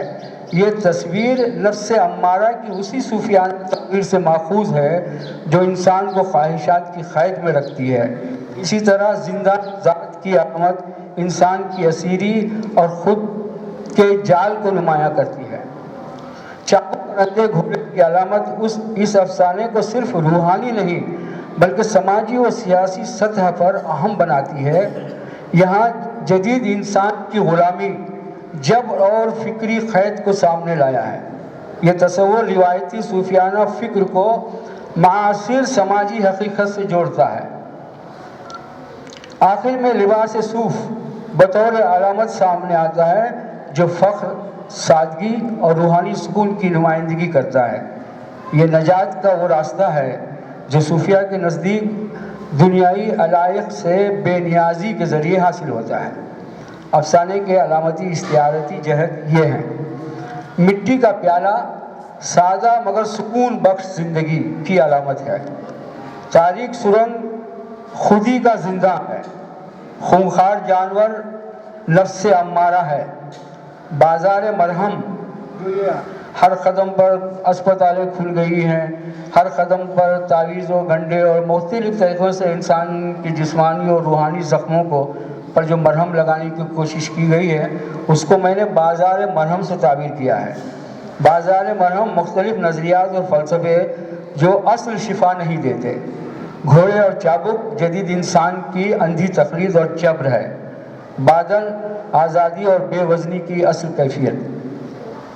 آخری پیراگراف، لباس صوف تصوف کی اصل روح، سادگی اور روحانی آزادی۔ صاحب صوف وہ شخصیت جو اون کا لباس پہنے ہو۔ صوف سادگی، ترک دنیا اور فخر کی علامت ہے۔ اہل صوفیہ کو انہی معنوں میں صوفی کہا جاتا ہے۔ افسانے میں صاحب صوف رہبری، روحانی اور مرشد کی صورت میں ظاہر ہوتا ہے جو سوال کرنے والے کو باطنی سچائیوں تک لے جاتا ہے۔ ان کا لباس اور پھر صرف لباس باقی رہ جاتا ہے۔ فنا اور بقا کا یہ رمز ہے۔ یہ علامتیں افسانے کو محض بیانیہ نہیں بلکہ ایک فکری و جمالیاتی متن بناتی ہیں۔ افسانہ لباس صوف اردو ادب میں صوفیانہ روایت اور جدید فکری سوالات کا حسین امتزاج ہے۔ یہ متن قاری کو محض تفریح یا جذباتی وابستگی نہیں دیتا بلکہ اس سے وجودی سوالات پر غور و فکر کی تحریک پیدا کرتا ہے۔ افسانے میں یہ قاری کو مکالمے کا حصہ بنایا گیا ہے اور وہ اپنے آپ سے یہی سوال کرتا ہے جو آج کے انسان کا سوال ہے، وہ یہ کہ کیا میں واقعی زندہ ہوں؟ کیا میری زندگی میری اپنی ہے؟ افسانے کو دیکھا جائے تو یہ صرف ایک صوفیانہ کہانی نہیں بلکہ فکری دستاویز ہے۔ اس میں قدیم صوفیانہ اصطلاحات کو نئے سماجی و نفسیاتی سیاق و سباق میں استعمال کیا گیا ہے۔ यूं ये अफसाना उर्दू फिक्शन में तसव्वुफ़ के बयानिए को एक नए अंदाज में ज़िंदा करता है और इसे मासिर ख़ारी के लिए बामानी बनाता है। शुक्रिया।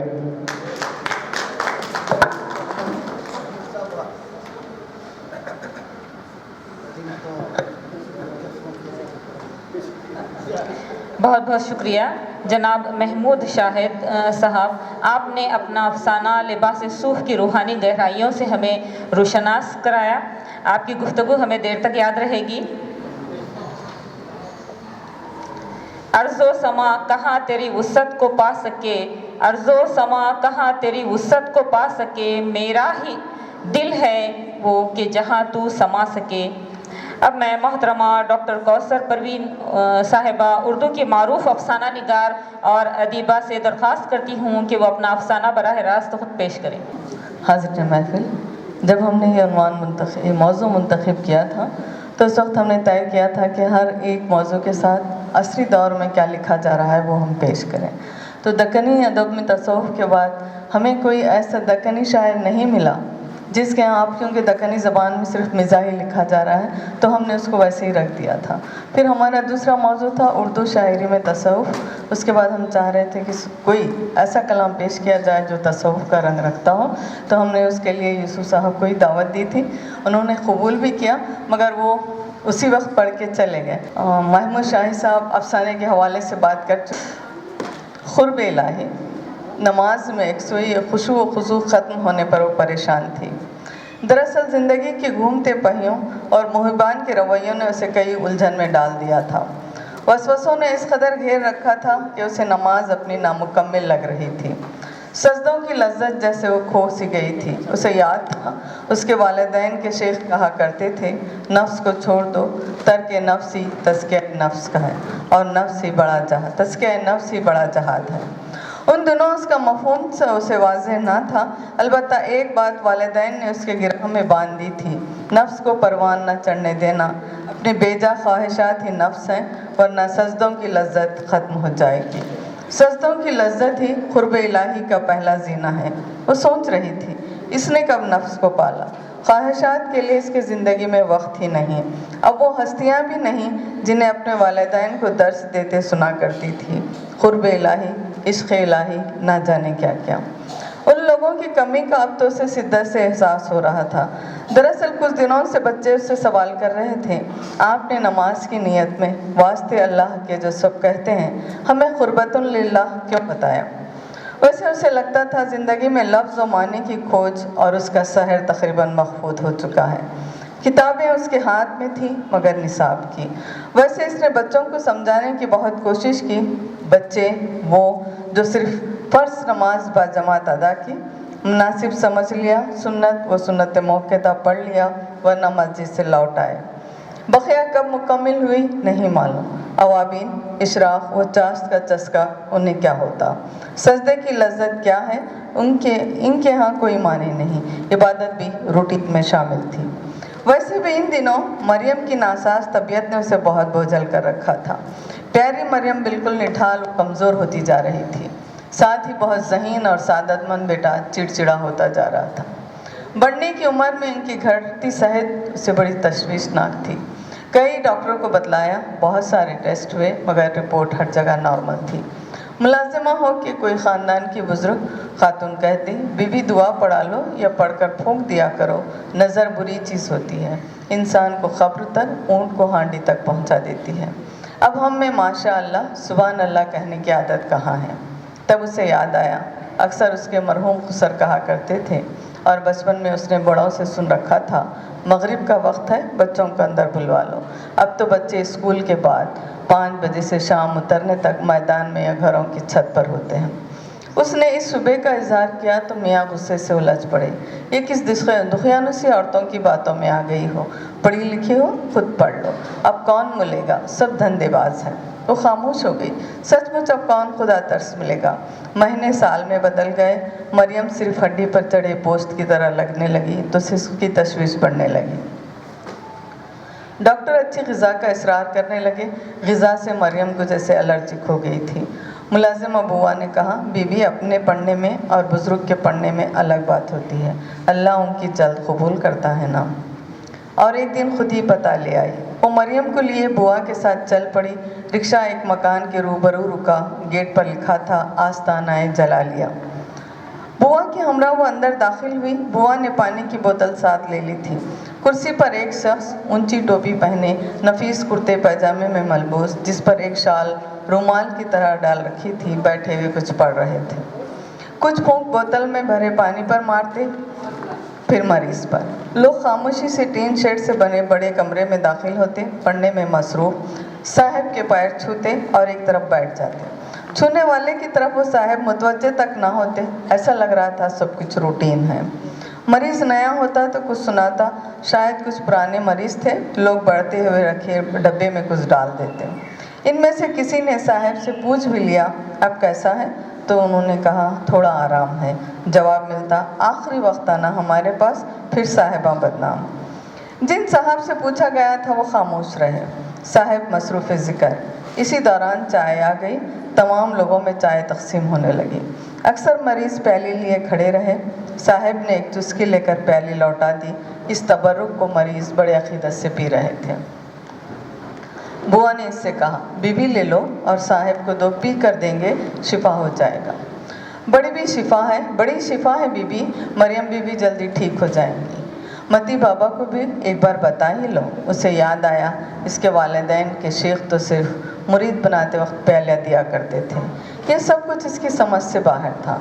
जब इसकी बारी आई तो साहब ने कहा, बच्ची को 7 दिन तक रोज़ लाया करो। 7 दिन तक की इजाज़त मिलना नामुमकिन था। वो कुछ लिए बगैर बाहर आ गई।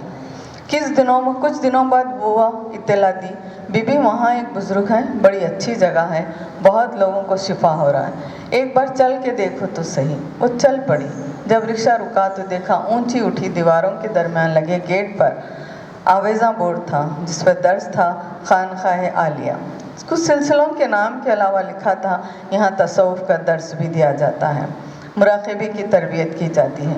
उसे बड़ी खुशी हुई। चलो कई सवालात जो उसे बेचैन कर रहे हैं पूछ लिए जाएं। अंदर दाखिल होकर देखा, खुली ज़मीन पर शेड डला था। एक तरफ कमरा था, मसनद लगे थे, दीवान पर वो साहब मसरूफ़ विर्द थे। कहीं कहीं कुछ लोग तस्बीह लिए जिक्र कर रहे थे। कोई आंखें बंद किए था, शायद मुराक़बे की तरबियत हो रही थी। दीवान के सामने लोग बैठे अपनी फ़िक्र सुनाने के इंतज़ार में आई। बारी आने पर लोग आहिस्ता से साहब से कुछ कहते। साहब पढ़कर मरीज़ व पानी पर दम करते हुए ज़ाफ़रान से लिखी पर्चियाँ दे रहे थे। करीब बैठे लोगों को मददगार हदिया देते आगे बढ़ रहे थे। उससे उठकर आगे न बढ़ते देखकर बुआ ही मरियम को उनके करीब ले गई। कुछ बातें की। उन्होंने पानी पर दम किया, मरियम के सर पर हाथ रखे दम पड़ा, कुछ पर्चियाँ दी और जलाने को कहा। बुआ इसके पास आई और 500 रुपये लेकर दे आई। न जाने क्यों वो मुतमईन ना हो सकी। बुआ ही पानी पिलाती, पर्ची मरियम पर फेर कर जलाती और इसकी खामोशी की वजह से दूसरी बार जाने का बुआ ने जिक्र भी ना किया। चंद दिनों बाद बुआ खबर लाई, बीबी वो बड़े चबूतरे वाले बाबा 5000 लेकर 3 दिन में इलाज करते हैं। इसने जो पता बताया वो कई बार उस रास्ते से गुजरते हुए देख चुकी थी। बड़ी कोफ्त और कराहियत का एहसास उस मंजर को देखकर होता था। ऊंचे चबूतरे पर बनी मज़ार के अतराफ चंद लोग बैठे होखा चिल्लम पीते और ज़ोर ज़ोर से नारे लगाते रहते। इनमें एक फ़कीर नुमा शख्स बड़ी गंदी चादरें शानों पर डाले, कई माले गले में लटकाए, ऊद तान से उड़ते धुएं के दौरान मज़ीद ऊद डालते पड़ते रहता और मुतक़िद सामने सर झुकाए बैठे रहते। बुआ से जिक्र सुनकर गुस्से से उसने कहा, बुआ अब इसके बाद नाम न लेना। बुआ खामोश हो गई। एक दिन इसके अजीज़ आए और कहा, सुनो आपी, एक आलिम साहब हैं, वो ऊँट डालते हैं, न दरगाहों को जाते हैं, सिर्फ पढ़ते हैं और पढ़ने को देते हैं। अलबत्ता इनका ख़र्च ज़्यादा है, आने जाने का किराया देना और ठहरने का इंतज़ाम वगैरह। खामोश रही। कुछ दिनों बाद वही अजीज़ तशरीफ़ लाए। आप ही एक आलिम साहब हैं, नमाज के बाद पढ़ते हैं, कुछ न करना नहीं है, खामोशी से सुनना है, कुछ रहा तो ख़ुद पता चलता है। उनके हमरा वो मरियम को लिए चली गई। वहाँ आलिम साहब टहल टहल कर ज़ोर ज़ोर से पढ़ रहे थे। दरमियान में बात करते, चक्कर भी लगा लेते। किसी ने कुछ गड़बड़ की तो ऐसा लगता जैसे वो अपना रोब डालते हुए सवाल कर रहे हैं। اتنے سارے لوگوں کے درمیان مریض کی سے تصدیق محسوس ہوئی۔ وہاں جانے کے بعد ارادہ ترک کیا۔ عزیز سمجھاتے رہے لوگوں کو فائدہ پہنچ رہا ہے، اسے مریم کی صحت کی طرح تکلیف دہ صورتحال لگ رہی تھی۔ اس جانب توجہ دینی ہی اس نے ترک کر دی۔ کافی دنوں بعد ادبی اور تعلیمی سرگرمیوں کے سلسلے میں دوسرے شہر جانا ہوا۔ درگاہ کے سجادہ نشین نے مدعو کیا کیونکہ یہ جلسہ درسگاہ کمیٹی کے جانب سے تھا۔ کافی قدیم تاریخی عمارت عظیم بزرگ کی آرام گاہ تھی جس کی تاریخ سے وہ واقف تھی۔ کچھ سال قبل تک اس نے یوں ہی خستہ حال اسے دیکھا تھا۔ خانقاہ بھی ویران تھی۔ موجودہ جانشین نے اس کی تزئین کروائی تھی۔ خانقاہ ٹھیک کرا لیا تھا۔ اسے اچھا لگا۔ انہیں بتایا گیا اس خانقاہ میں مدرسہ چل رہا ہے، 200 کے قریب بچے حفظ کر رہے ہیں، کچھ عالم کورس میں ہیں، کسی کا ناظرہ چل رہا ہے۔ حضرت کے اس شریف کے موقع پر یہیں سے سندل نکالا جاتا ہے، سما بھی یہیں ہوتی ہے۔ اس سے رہا نہ گیا۔ اس نے پوچھا مدرسے کے ہمراہ خانقاہ بھی چلتی رہتی تو اچھا تھا۔ جی، انہوں نے حیرت سے کہا، آپ خانوادہ ہیں، اگر درس تصوف جاری رکھتے، مراقبے کی تربیت جاری رہتی تو۔ اس نے اپنی بات ادھوری چھوڑی۔ اس کے کہنے پر وہ ہڑبڑا سے گئے، گویا ہوئے اب ایسا ماحول کہاں، مراقبے کی تربیت کا اب کسے ذوق ہے۔ وہ آگے کچھ نہ بول سکے۔ فوراً ان کے حواریوں نے بات اٹھا لی، اجی ہر پیر جمعرات کو سما ہوتا ہے، ختم کی محفل منعقد ہوتی ہے۔ اسے اب بے ساختہ اقبال یاد آ گئے، اب خانخواہوں میں کہاں خم بِإِذْنِ اللَّهِ کہنے والے، اب وہاں صرف مجاور یا گور کن رہ گئے۔ صاحب مسرت نے فرزند سے ملایا۔ 12-14 سالہ معصوم سا لڑکا حفظ کر چکا تھا جسے آگے کی تعلیم کے لیے قاہرہ بھجوایا جا رہا تھا۔ اس لڑکے سے مل کر وہ بہت اچھا لگا۔ معصوم سا پرنور چہرہ، علم کا متلاشی۔ اسے لگا بشارت نہ ملے صحیح، بصیرت حاصل ہوگی، کیا پتہ خدا وہ کرم بھی کر دے۔ گھر لوٹ کر وہ بے کل سی ہو گئی۔ اسے اپنے بچپن کے واقعات یاد آ رہے تھے جب ان کے گھر کے علاقے میں بزرگ کے آستانے سے جڑے سجادے تشریف لاتے جو اس کے والدین کے شیخ تھے۔ عشاء کے بعد مریدین جمع ہو جاتے جو بمشکل 5 یا 6 رہے ہوں گے۔ درس ہوتا، آیات کا ترجمہ ہوتا، احادیث کی روشنی میں تشریح ہوتی، ذکر کے طریقے بتلائے جاتے۔ گچی کی چھت سے بنے حال میں پردہ بندہ ہوتا کیونکہ دوسری جانب کمرے اور باورچی خانے کا راستہ تھا۔ گھر کی خواتین ادھر نہ آتی، کوئی دوسرا نہ ہو، صرف دادا جنہیں سجادہ نشین کو کہا جاتا تھا۔ سجادہ نشین صاحب کو سارے مریدین دادا ہی کہا کرتے تھے، ان کے جانشین کو خلیفہ۔ ان دو ہی خواتین سے سکھا کرتی تھی، چائے بنتی تو اسے لے جانا پڑتا، دوسرے بھائی بہن بہت کم سین تھے۔ سارے مریدین گھر سے کھانا کھا کر آتے، کچھ رات دیر تک رہتے، کچھ فجر کے ساتھ چلے جاتے۔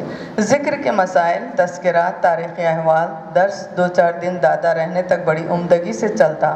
ابتدا میں اس کے پلے کچھ نہ پڑا، پھر جیسے جیسے وہ ہائی اسکول کے زینت تک آئی اسے سمجھ آنے لگی، مگر کئی باتیں اس کے لیے وضاحت طلب تھی۔ دن وہ اسکول میں رہتی، شام کو لوگ رہتے، اس لیے وہ صرف سن سکتی تھی، پوچھ نہیں سکتی تھی۔ تعطیل ہو تو علاج کے لیے لوگ آ جاتے، دادا پڑھتے، دم کرتے، پانی دیتے اور کچھ نہ لیتے، البتہ تغرے بنا کر فروخت کیا کرتے تھے۔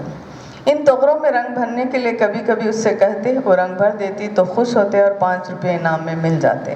اماں کہتی، ارے دادا دعا دیجیے، ایسے پیسے مت دیا کیجیے۔ تب دادا بڑے پتے کی بات کہہ جاتے، بی بی دعا اطاعت پر دی جاتی ہے، اس نے اطاعت کی، دعا کی مستحق ہے اور نکل ہی جاتی، مگر کام ہے، اس کی اجرت نہیں، انعام دے رہا ہوں۔ دیکھو کتنی صفائی سی کیا ہے۔ اماں کہتی، پیسے غلے میں ڈال دینا، یہ بہت برکت کے پیسے ہیں۔ اسے اچھی طرح یاد تھا جتنے دن رہتے باہر جاتے تو ڈھیر ساری سبزی گوشت لا لیا کرتے۔ اماں ابا شکایت کرتے تو کہتے، ارے بچوں کے لیے لایا ہوں۔ اماں ابا سمجھ جاتے وہ یوں کھانا پسند نہیں کرتے۔ کبھی جی چاہتا سارے مریدوں کے ساتھ کھا لیا جائے تو اماں سے کہتے، اے بی بی آج میری طرف سے سب کو دعوت دیں گے، تم پکانے میں تکلیف تو نہیں ہوگی۔ اماں کہتی، دادا آپ ایسا کیوں کہتے ہیں؟ سب کچھ وہ منگوا لیتے، کبھی کسی مرید نے کھانے پر بلوا لیا، اس کے ہاں جاتے ہوئے مٹھائی یا پھل ضرور لے جاتے۔ بڑے قلندر آدمی تھے، یاد کرتے ہوئے اس کی آنکھیں نم ہو گئیں۔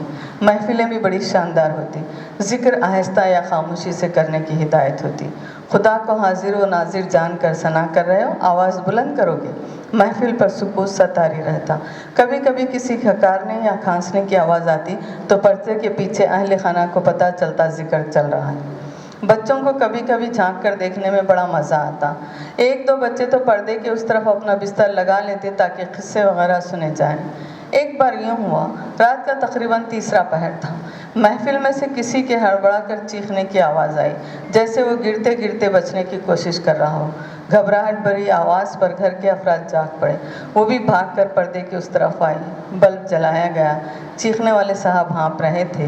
दादा इन साहब के करीब बैठे कंधे पर हाथ रखे तसल्ली दे रहे थे। पानी दम कर दिया। तबीयत संभल गई तो इन साहब ने बताया, मैं जिक्र के दौरान महसूस कर रहा था कि मुझे लगा मैं छत से टकरा जाऊंगा, इसलिए घबरा गया। कुछ लम्हे महफिल पर सुकूत रहा। दादा भी दीवार से टेका लगाए बैठ गए। फिर गोया हुई, मियाँ इकबाल ने ताहिर लाहौती यूं ही शायरी करने को नहीं कहा है। ताहिर को लाहौत तक जाने के लिए मलकूत जबरूत तय करना है। वहाँ तक जाने के लिए परवास तो करनी होगी ना, ज़रा सब्र कर लेते। अब इस मंजिल तक आने के लिए फिर से जीने चढ़ने होंगे। मौसूफ को खुद से बड़ी कोफ्त हो रही थी। दूसरे साथी खुशी से हाथ मिलाकर कह रहे थे, आपने इस सफ़र का मज़ा चख लिया। एक दिन यूँ हुआ, वो चाय की कश्ती लिए उधर गई। दादा अपने मुरीद से कह रहे थे, अब तुम्हें इसी चांद में सब देखना है, पूरी दुनिया जैसे जाम जम हो। ऐसा भी हुआ। एक ऑफिसर कहीं से ट्रांसफ़र होकर आए थे। अब्बा जी ने सुना वो अजीम बारगाह के जानशीन हैं, तो वो भी जब कभी दादा 4 दिन के लिए तशरीफ़ लाते आया करते। उसने सुना इस्म आज़म पर गुफ्तगू हो रही थी।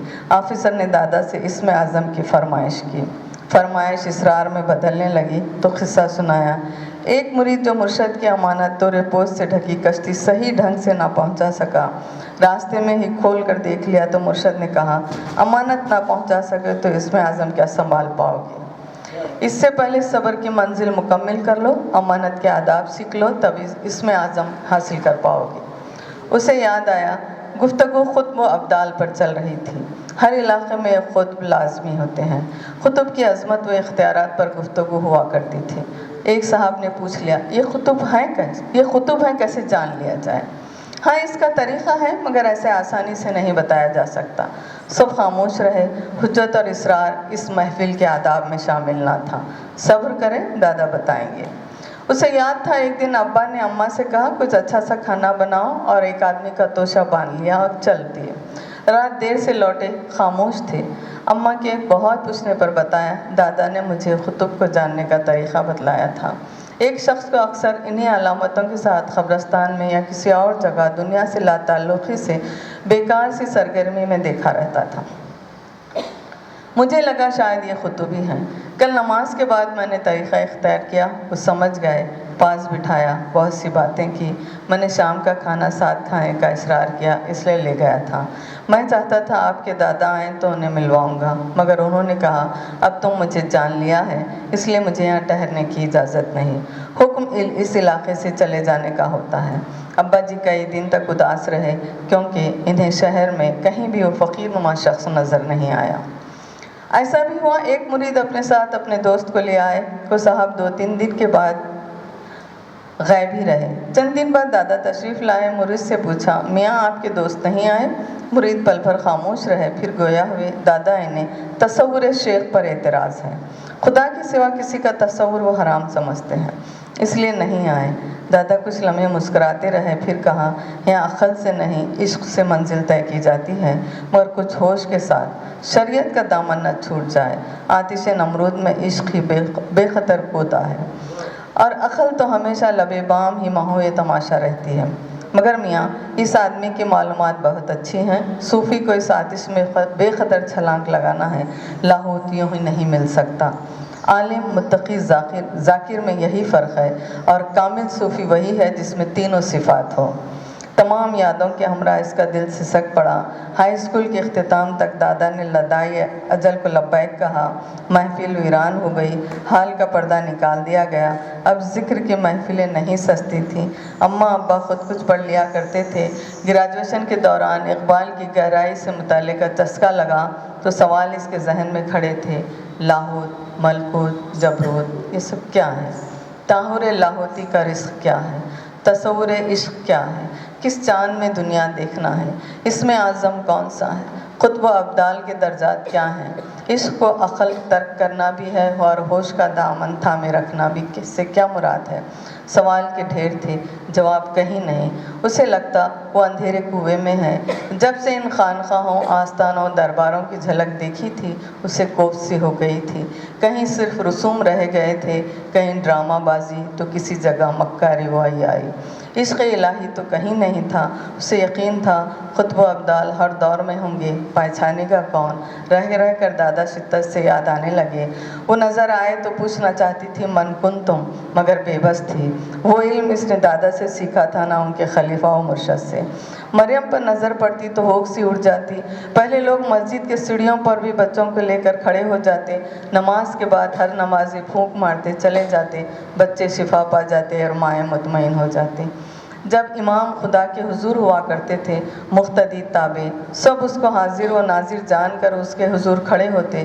اب تو ہر ایک کی اپنی نماز ہے، ہر ایک کی مسجد علیحدہ ہے، امام مسلک کا ہے، مقتدی دنیائی الجھنوں میں ہے، سجدے اس کے حضور سے زیادہ رسمی ہو کر رہے ہیں، شفا کہاں ہوگی؟ اور صورت دل کے ساتھ مریم کو تکتی رہی۔ تبھی اسے یاد آیا، ایک مرتبہ دادا نے اماں سے کہا تھا، بی بی قرب الہی کا بہترین ذریعہ سجدہ ہے۔ جب تم خدا سے کچھ کہنا چاہو، مانگنا چاہو تو پورے خشوع و خضوع کے ساتھ سجدے میں چلے جاؤ، تم اس کے بہت قریب ہوگی۔ وہ نم آنکھوں کو صاف کرتے ہوئے تیزی سے اٹھ کھڑی ہوئی، وضو کیا، دیکھا رات کا آخری پہر تھا اور اسے یقین تھا اب خدا آسمان پر ہے اور آواز دے رہا ہے کوئی۔ وہ فوراً سجدہ زیر ہو کر سسک پڑی، اے خدا، اے خدا۔ شکریہ۔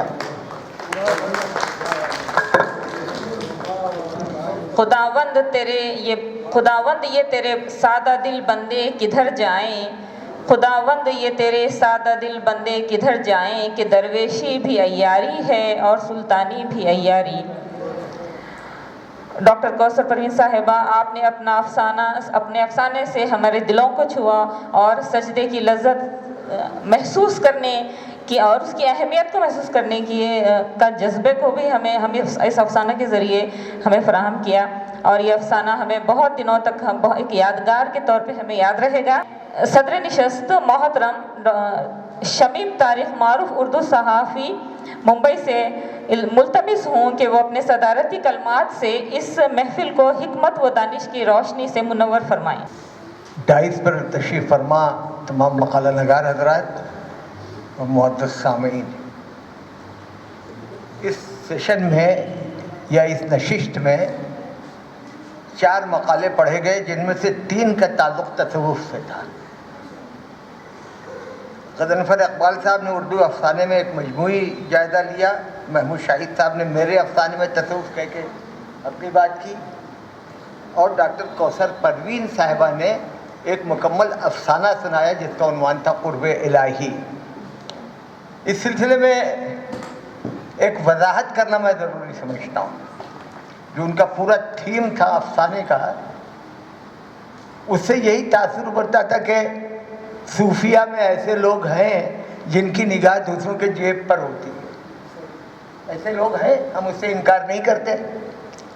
لیکن ابھی میں ایک کتاب پڑھ رہا تھا خواجہ حسن نظامی کی، ان پر کتاب ہے کسی اور کی، تو معلوم یہ ہوا کہ انہوں نے پریس لگایا، وہ کتابیں فروخت کرتے تھے اور اس جگہ جا کے بیٹھتے تھے جہاں جوتوں کی نگرانی کا کچھ پیسہ مل جاتا ہے۔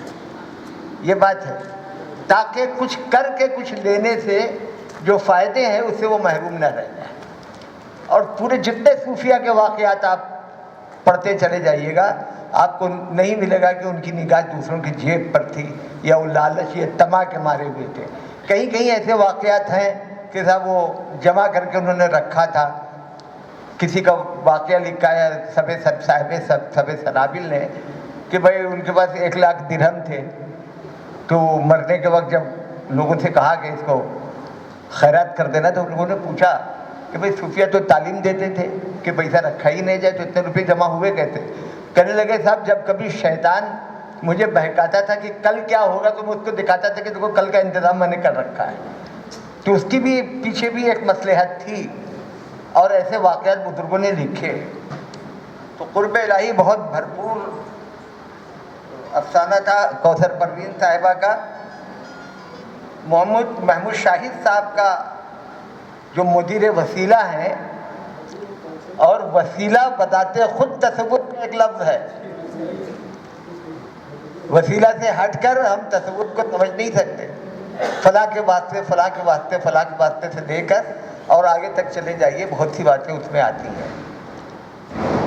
इसमें आपने बहुत उम्दा सवालात उठाए हैं और उसके जवाबात भी दे रहे थे। पूरा हम लोग नहीं सुन सके वक्त की कमी की वजह से, लेकिन आपको ये मैं बताऊं कि अंग्रेज़ी में जिन लोगों ने लिखा है उन्होंने मौजूद होना को एग्जिस्टेंस और बीइंग में फ़र्क किया है। ये हमारे सूफिया, देखिए सूफिया के मलफूजात को जब आप पढ़िए तो आपको हैरत होती है कि कितना इल्म अल्लाह तबारक व तआला ने उन्हें दिया था। एक सूफी का मलफूज में पढ़ रहा था, वो बोलने लगे कि साहब वो हर शख्स के 3 बाप होते हैं। 3 बाप कैसे होते हैं? अगर कोई बोल दे शमीम तारिक को कि तेरे 2 बाप हैं तो उठा के पटक देगा उसको। बोलने के लिए कि जो लड़की देता है वो भी तुम्हारा बाप है, जो जन्म देता है वो भी तुम्हारा बाप है, जो इल्म देता है वो भी तुम्हारा बाप है। तो इस तरह से कितने अल्फाज ऐसे हैं जो हमको मिलते हैं वहाँ पे। बहुत उम्दा मकाला आपने किया। डॉक्टर गज़नफ़र इकबाल साहब बहुत मेहनत से काम करते हैं उर्दू अफसाने में तसव्वुफ़ के बारे में। आज जो उन्होंने मकाला पढ़ा वो उन्होंने जो भी मिसालें देनी थी दी उन्होंने।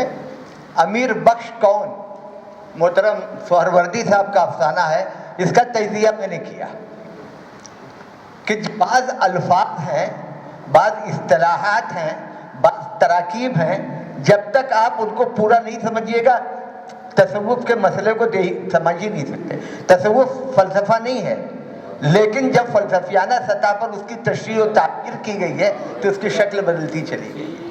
इस पर मेरी एक पूरी किताब है जो NCPUL ने शाये किया है, उसको लें तो बहुत से, जैसे अब्दियत, अदब। अब ये अदब का क्या मतलब है? अदब जो है साहित्य को भी कहते हैं, अदब लिटरेचर को भी कहते हैं, अदब ताज़ीम को भी कहते हैं, लेकिन सूफिया के हल्के में अदब से मतलब उबूदियत की निगहदाश्त बताया गया है। और कोई बात मैंने उसमें अपनी तरफ से अफसानवी सतह पे नहीं लिखी है, बल्कि बुजुर्गों के मलफूजात और उनकी तकरीरों और उनकी किताबों से हवालों के साथ मैंने लिखी है, या उसका इसन जो है अख्ज़ करके उसको पेश करने की कोशिश की है। बहुत हुआ तो गालिब का भी एक ख़त है, इस सिलसिले में कोट किया जा सकता था, वक्त की तंगी की वजह से शायद हम लोग ना हो, कि गालिब ने अपनी तमाम हरकतों को जायज़ इस तरह से ठहराया कि भाई अवाइल उम्री में मुझे एक सूफी साहब मिले थे, उन्होंने कहा था कि तुम्हें ज़ोहद जो है रात नहीं आता है, तुम्हें ज़ोहद रात नहीं आता है, और खाओ पियो मज़े करो और इसी में रहो। तो सारी चीज़ें उन्होंने ख़ुद भी तकदीर के हवाले कर दी, अल्लाह के हवाले कर दी, अल्लाह की मंशा और मर्ज़ी के हवाले कर दी, खुद बरात का इज़हार कर दिया। तो ये भी एक तसव्वुफ़ की एक सूरत है, और ऐसे लोग हैं हमारे यहाँ। तो डॉक्टर गज़नफ़र इकबाल साहब, अमीर बख्श कौन है, गालिब का एक ख़त है, महमूद शाहिद साहब के मेरे अफसाने हैं, मेरे मुदीर वसीला हैं। आप एग्जिस्टेंस और बीइंग की बात मैंने बताई। परवीन साहिबा का, डॉक्टर कौसर परवीन साहिबा का अफसाना आपने सुना, उसकी मैंने वजाहत की। कुर्ब इलाही के लिए इखलास शर्त है, और इखलाक के लिए सबसे पहली चीज़ ये कि हिर्स और तमा से दूर रहा जाए, उसके बगैर वो होता नहीं है। अब यहाँ पे एक सवाल है, एक सवाल ये है कि तख्लीकी अदब तसव्वुफ़ के नज़रियाती अदब से मुतासिर कब होता है? कैसे एक तख्लीक़कार को ये तहरीक मिलती है कि वो इस मसले को अपनी तख्लीक़ के ज़रिए बयान करें? एक बड़ा अहम सवाल है, मैं इसका जवाब दे रहा हूँ। मतलब इकबाल का एक बहुत मशहूर शेर है, बच्चे बच्चे को याद है, जो उर्दू मीडियम का है उसको भी याद है, जो इंग्लिश मीडियम का है उसको भी याद है, कि लब पे आती है दुआ बन के तमन्ना मेरी, ज़िंदगी शम्मा की सूरत हो खुदाया मेरी। बच्चा दुआ कर रहा है कि अल्लाह हमारी ज़िंदगी को इतना रोशन कर दे, हमारे किरदार को इतना रोशन कर दे कि दूसरों को भी उससे रोशनी मिले, वो भी अपने किरदार को संभाल सके। लेकिन सिर्फ इतनी बात कहने के लिए तो اقبال یہ شعر کہہ نہیں سکتے تھے اور اتنی شہرت مل نہیں سکتی تھی. تو اس کا تجزیہ کیجیے آپ. سب سے پہلے یہ کہ اقبال یہ کہ انہیں زندگی شمع کی صورت و خدایا میری. شمع کی زندگی ہوتی ہی کتنے ہیں؟ 3 گھنٹے 4 گھنٹے 2.5 گھنٹے, اس سے زیادہ ہوتی نہیں. اور کمرے کے ایک گوشے کو, پورے کمرے کو بھی منور نہیں کرتی, ایک گوشے کو منور کرتی ہے.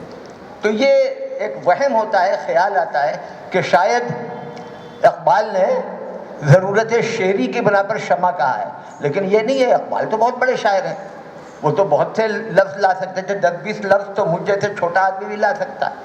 مطلب شاعر کہہ سکتا تھا, اقبال کہہ سکتے تھے کہ زندگی نجم کی صورت ہو خدایا میری. شمع جتنی دیر رہتی ہے اس کے مقابلے میں ستارے جو ہیں بہت دیر تک رہتے ہیں, اور جب تک ستارے رہتے ہیں بھٹکے ہوئے مسافروں کو راہ دکھاتے رہتے ہیں, اچھا لگتا ہے. شاعر کہہ سکتا تھا, یہ اقبال کہہ سکتے تھے, زندگی ماہ کی صورت ہو خدایا میری, زندگی چاہ کی صورت ہو خدایا میری, زندگی ماہ کی صورت ہو خدایا میری, زندگی چاند کی صورت ہو خدایا میری. کہ چاند اور زیادہ روشنی دیتا ہے چاندنی رات میں. بلکہ ہمارے ایک شاعر تھے, بیٹھ جاتا ہوں جہاں چھاؤں گھنی ہوتی ہے, بیٹھ جاتا ہوں جہاں چھاؤں گھنی ہوتی ہے, ہائے کیا چیز غریب الوطنی ہو. اس کا ہی اسی غزل کا ایک شعر ہے, رات میں ایک دن میں ایک نور برستا ہے میری تربت پر, رات میں چادر مہتاب تنی ہوتی ہے. اسے میں حافظ جونپوری کا ہی یہ شعر, اسی غزل میں شعر ہے. تو اس میں بھی قبر سے بھی, قبرستان سے بھی اس کو جوڑا ہے. تو وہ کہہ سکتے تھے کہ زندگی چاند کی صورت ہو خدایا میری, زندگی ماہ کی صورت ہو خدایا میری. سورج جو ہے اور زیادہ تمانیت دیتا ہے. شاعر کہہ سکتا تھا, یہ اقبال کہہ سکتے کہ زندگی مہر کی صورت ہو خدایا میری. کاروان تمدن کو آگے بڑھاتا ہے. سورج کے نکلتے ہی زندگی اور دنیا ایک جگہ سے دوسرے مکان پر منتقل ہونے لگتی ہے, حرکت میں برکت آتی ہے, آنے لگتی ہے. وہ کہہ سکتے تھے. اور بھی بہت سی چیزیں جن پر زندگی کا دار و مدار ہے, جیسے پانی سے ہم محل بھی صاف کرتے ہیں, سبزیاں بھی اگاتے ہیں, باغات بھی لگاتے ہیں, محل بھی بناتے ہیں, راستے بھی بناتے ہیں, مکانات بھی بناتے ہیں. تو کہہ سکتے تھے وہ کہ زندگی بحر کی صورت ہو خدایا میری, زندگی نہر کی صورت ہو خدایا میری, زندگی آب کی صورت ہو خدایا میری. بہت سے الفاظ ہیں جہاں سے ہم کو پانی ملتا ہے, لیکن انہوں نے کچھ نہیں کہا. شاعر کہہ سکتا تھا کہ زندگی خاک کی صورت ہو خدایا میری, خاک میں فروتنی کا درخت ہے, اور خاک پہ ہی ہم سبزی اگاتے ہیں, خاک پہ ہی ہم باغات بناتے ہیں, خاک پہ ہی ہم مکانات بناتے ہیں, خاک پہ ہی ہم راستہ بناتے ہیں. تو بہت سے معنی اس کے نکلتے ہیں. وداؤٹ آکسیجن یا پانی کے زندگی نہیں ہے. تو کہہ سکتے تھے کہ زندگی باد کی صورت ہو خدایا میری. بہت سے الفاظ ہیں ایسے, ہم تو چند مثالیں دے رہے ہیں آپ. لیکن شاعر نے یہ کہا کہ زندگی شمع کی صورت ہو خدایا میری. کیوں؟ ایک سوال ہے. جواب اس کا یہ ہے کہ شمع علامت ہے علم کی, شمع علامت ہے جہل سے نجات کی, شمع علامت ہے حرارت کی, شمع علامت ہے زندگی کی, شمع علامت ہے تہذیب کی, شمع علامت ہے اس تہذیب کی جو فنا ہو کر بقا کا راز سمجھاتی ہے. اس لیے شاعر نے کہا کہ زندگی شمع کی صورت خدایا. یہ آپ دیکھ رہے ہیں آپ کہ اس کے کیا تحریک ہوتی ہے اور کس طرح کسی کی تخلیق کو یا کسی کی نظم کو ہم مطالعہ کر سکتے ہیں. ایسے بہت سے الفاظ ہیں. تو اس کے بارے میں بھی ہم کو دیکھنا ہوگا کہ کیا ہم جیسے ہمارے انیس صاحب نے بتایا تھا, ابھی آؤں گا میں ان کی مقالے پر, کہ صاحب اس میں فلاں مسلک کا, فلاں مسلک کا, فلاں مسلک کا, مسلک کیا مذہب کا بھی نام نہیں لیا ہے, تصوف کا نام لیا. پوری کیفیت آ گئی. مطلب اقبال کا شعر ہے کہ اے باد بیابانی مجھ کو بھی عنایت ہو, خاموشی و دل سوزی سرمستی و رانائی. اس میں کسی مذہب کا نام ہی نہیں. لیکن یہ چاروں الفاظ, خاموشی, دلسوزی, سرمستی, رانائی, یہ سب تصوف کا درس دیتے ہیں. یہ چاروں لفظ تصوف کو سمجھے بغیر ہم سمجھ ہی نہیں سکتے. اور صوفیہ نے ہی یہ ڈھونگی لوگوں کو, ڈھونگی باباؤں کی مذمت بھی کی ہے. یہ دوسروں نے نہیں کیا ہے, یہ صوفیہ نے ہی کی. مثلا قمر جلالوی کہتے ہیں کہ قمر تسبیح پڑھتے جا رہے ہیں سوئے میخانہ, قمر تسبیح پڑھتے جا رہے ہیں سوئے میخانہ, कोई देखे तो ये समझे बड़े अल्लाह वाले हैं। तो ऐसे धोखा देने वाले भी लोग बहुत हैं, लेकिन तसव्वुफ का कहीं ना कहीं असर होता है। और इसके असरात हमने उन लोगों में भी देखे हैं तो तसव्वुफ के कायल नहीं थे या मुनकिर हो गए थे। जैसे सर सैयद की शुरू की ज़िंदगी तसव्वुफ के कायलीन में थी, वो नक्शबंदिया सिलसिले में बैत भी थे, लेकिन बाद में 1857 के बाद की उनकी ज़िंदगी उसके बिल्कुल मुनकिर है। अभी मौलाना मौदूदी के बारे में हमारी और आपकी कुछ ज़हनी तासुबात और तहफ़्फ़ुज़ात हैं, लेकिन अभी मैं हसन निज़ामी सानी साहब का मज़मून एक पढ़ रहा था, उसमें उन्होंने उनकी बड़ी तारीफ़ की है कि तसव्वुफ़ से जो मकसूद है वो मौलाना मौदूदी की तहरीरों ने वो हमें अता किया। ये कौन कह रहा है? मौलाना ये ख्वाजा हसन निज़ामी सानी कह रहे हैं। मौलाना आज़ाद के खुतूत का मुताला कीजिए तो वो ये कहते हैं कि साहब इस मरतबा अजमेर के उसमें जाने की तबीयत शायद थी। कोई सोच सकता है मौलाना आज़ाद कर रहे हैं? और ये तारीख़ी वाक़यात हैं। ये जो आज देख रहे हैं निज़ाम हज़रत ख्वाजा निज़ामुद्दीन औलिया के यहाँ जो उर्स होता है, जो कुछ भी होता है, ये सब मौलाना हिफ्ज़ुर्रहमान, मौलाना शिबली नुमानी और मौलाना शिबली नुमानी नहीं, उनका तो इंतकाल पहले हो चुका था, मौलाना आज़ाद की जद्दोजहद का नतीजा है। तो बहुत है, इन लोगों ने बड़ी कुर्बानियाँ दी हैं, बड़ी किया गई है। अनीस सिद्दीकी साहब ने बहुत मेहनत के साथ अपना मकाला तैयार किया और मैं तीनों मकाला नगार हज़रात को, कौसर परवीन साहबा को उनके खूबसूरत अफसाने के लिए मुबारकबाद देता हूँ। लेकिन एक बात की वजाहत करना ज़रूरी है, ये शुरुआत कहाँ से हुई?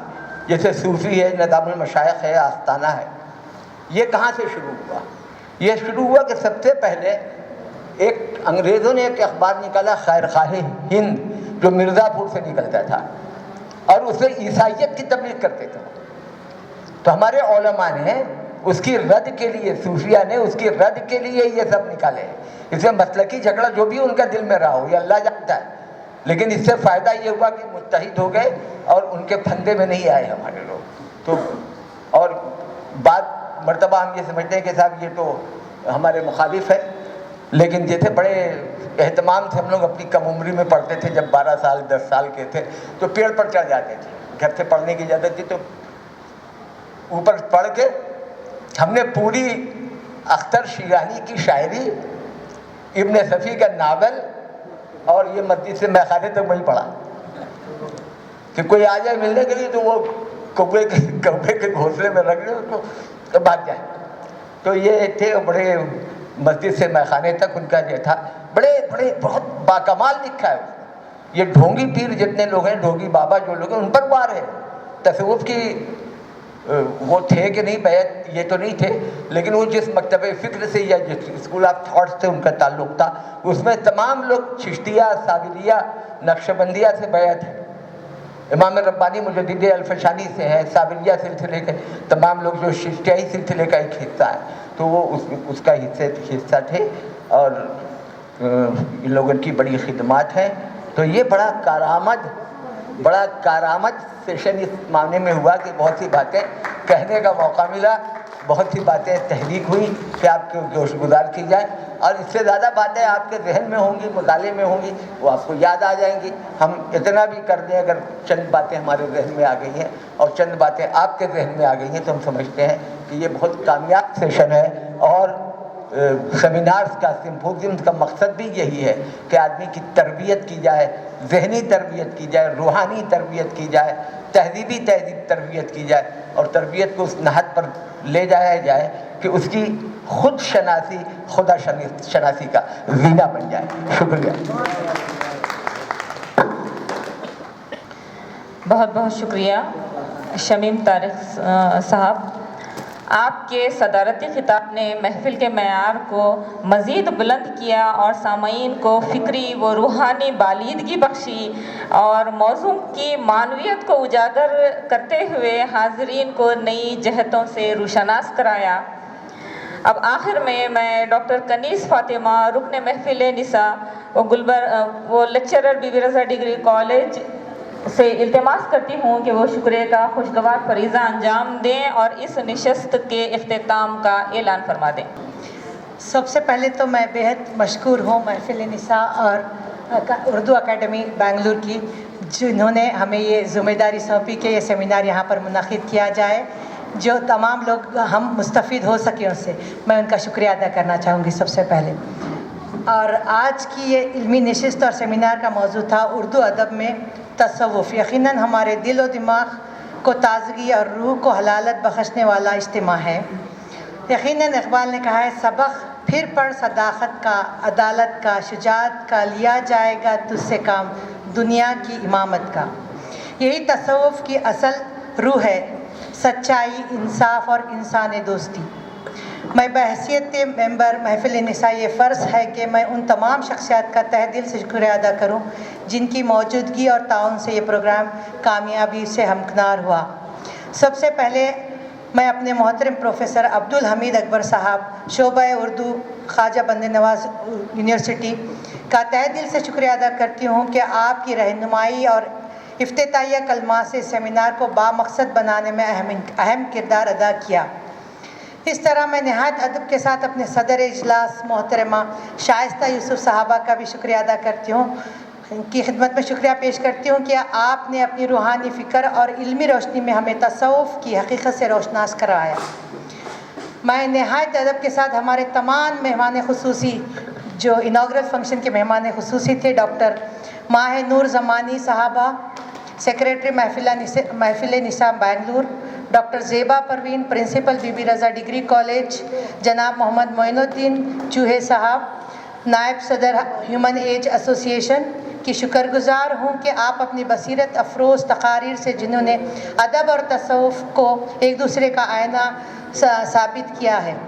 मैं दिल की गहराइयों से पहली और दूसरी नशिस्त के सुदूर प्रोफेसर हमीद सोहरवर्दी साहब, साबिक़ सदर शोबा उर्दू गुलबर्गा यूनिवर्सिटी गुलबर्गा, और डॉक्टर शमीम तारिक साहब का शुक्रिया अदा करती हूँ जिन्होंने अपनी सदारत से इल्मी नशिस्त को रौनक बख्शी। साथ ही साथ हमारे तमाम मकाला निगार प्रोफेसर सैयद यूसुफ हुसैनी कामिल, जनाब शमीम तारिक साहब, डॉक्टर अफजलुद्दीन जुनैदी साहब, डॉक्टर अनीस सिद्दीकी साहब, डॉक्टर हसन फर्ज इकबाल साहब, जनाब मोहम्मद शाहिद साहब और मोहतरमा कौसर परवीन साहबा, इन्होंने अपने इल्म के मोती बिखेरे, तसव्वुफ़, अदब और फ़िक्र के हसीन गोशे को उजागर किए। इन तमाम का शुक्रिया अदा करती हूँ मैं। और सब में अहम ये है कि मैं गुलशन अतफाल के तमाम अरकान, ख़ास तौर पर सेक्रेटरी अतहर बाबा साहबा का शुक्रिया अदा करना चाहूँगी, जिन्होंने हर कदम पर इस सेमिनार के मुनक़िद करने के लिए हर कदम पर हमारा साथ दिया। मैं इन तमाम का शुक्रिया अदा करना चाहूँगी। साथ ही साथ यहाँ के असातिज़ा, टीचिंग और नॉन टीचिंग स्टाफ का भी मैं तहे दिल से शुक्रिया अदा करती हूँ, जिन्होंने सेमिनार के इंतज़ाम में भरपूर ताउन पेश किया। और इन तमाम का शुक्रिया जो सुबह से और शाम तक तमाम इंतज़ामात किए हैं, इन तमाम का शुक्रिया अदा करना चाहूँगी। मैं इस मौके पर सेक्रेटरी महफिल निसा गुलबर्गा शाख की रूह रवां डॉक्टर कौसर परवीन साहबा का भी तहे दिल से शुक्रिया अदा करती हूँ, जिन्होंने इस प्रोग्राम को कामयाब बनाने के लिए दिन रात मेहनत की। आपका शुक्रिया मैडम। आखिर में अपने तमाम साथी महफिल निसा के अरकान और तमाम असातिज़ा और तमाम हाज़रीन जलसा का तहे दिल से शुक्रिया अदा करती हूँ। आपने अपनी तवज्जो और दिलचस्पी से इस सेमिनार को कामयाब बनाया।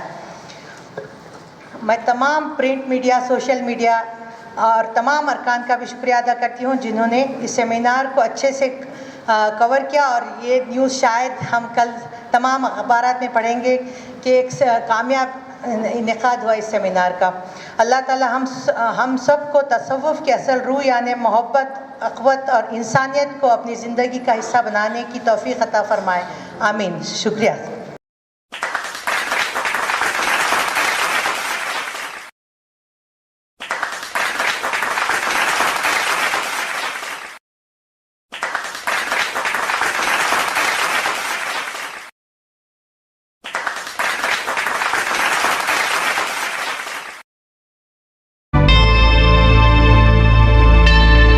Subscribe to my channel and also press this bell icon so you can get latest video notifications.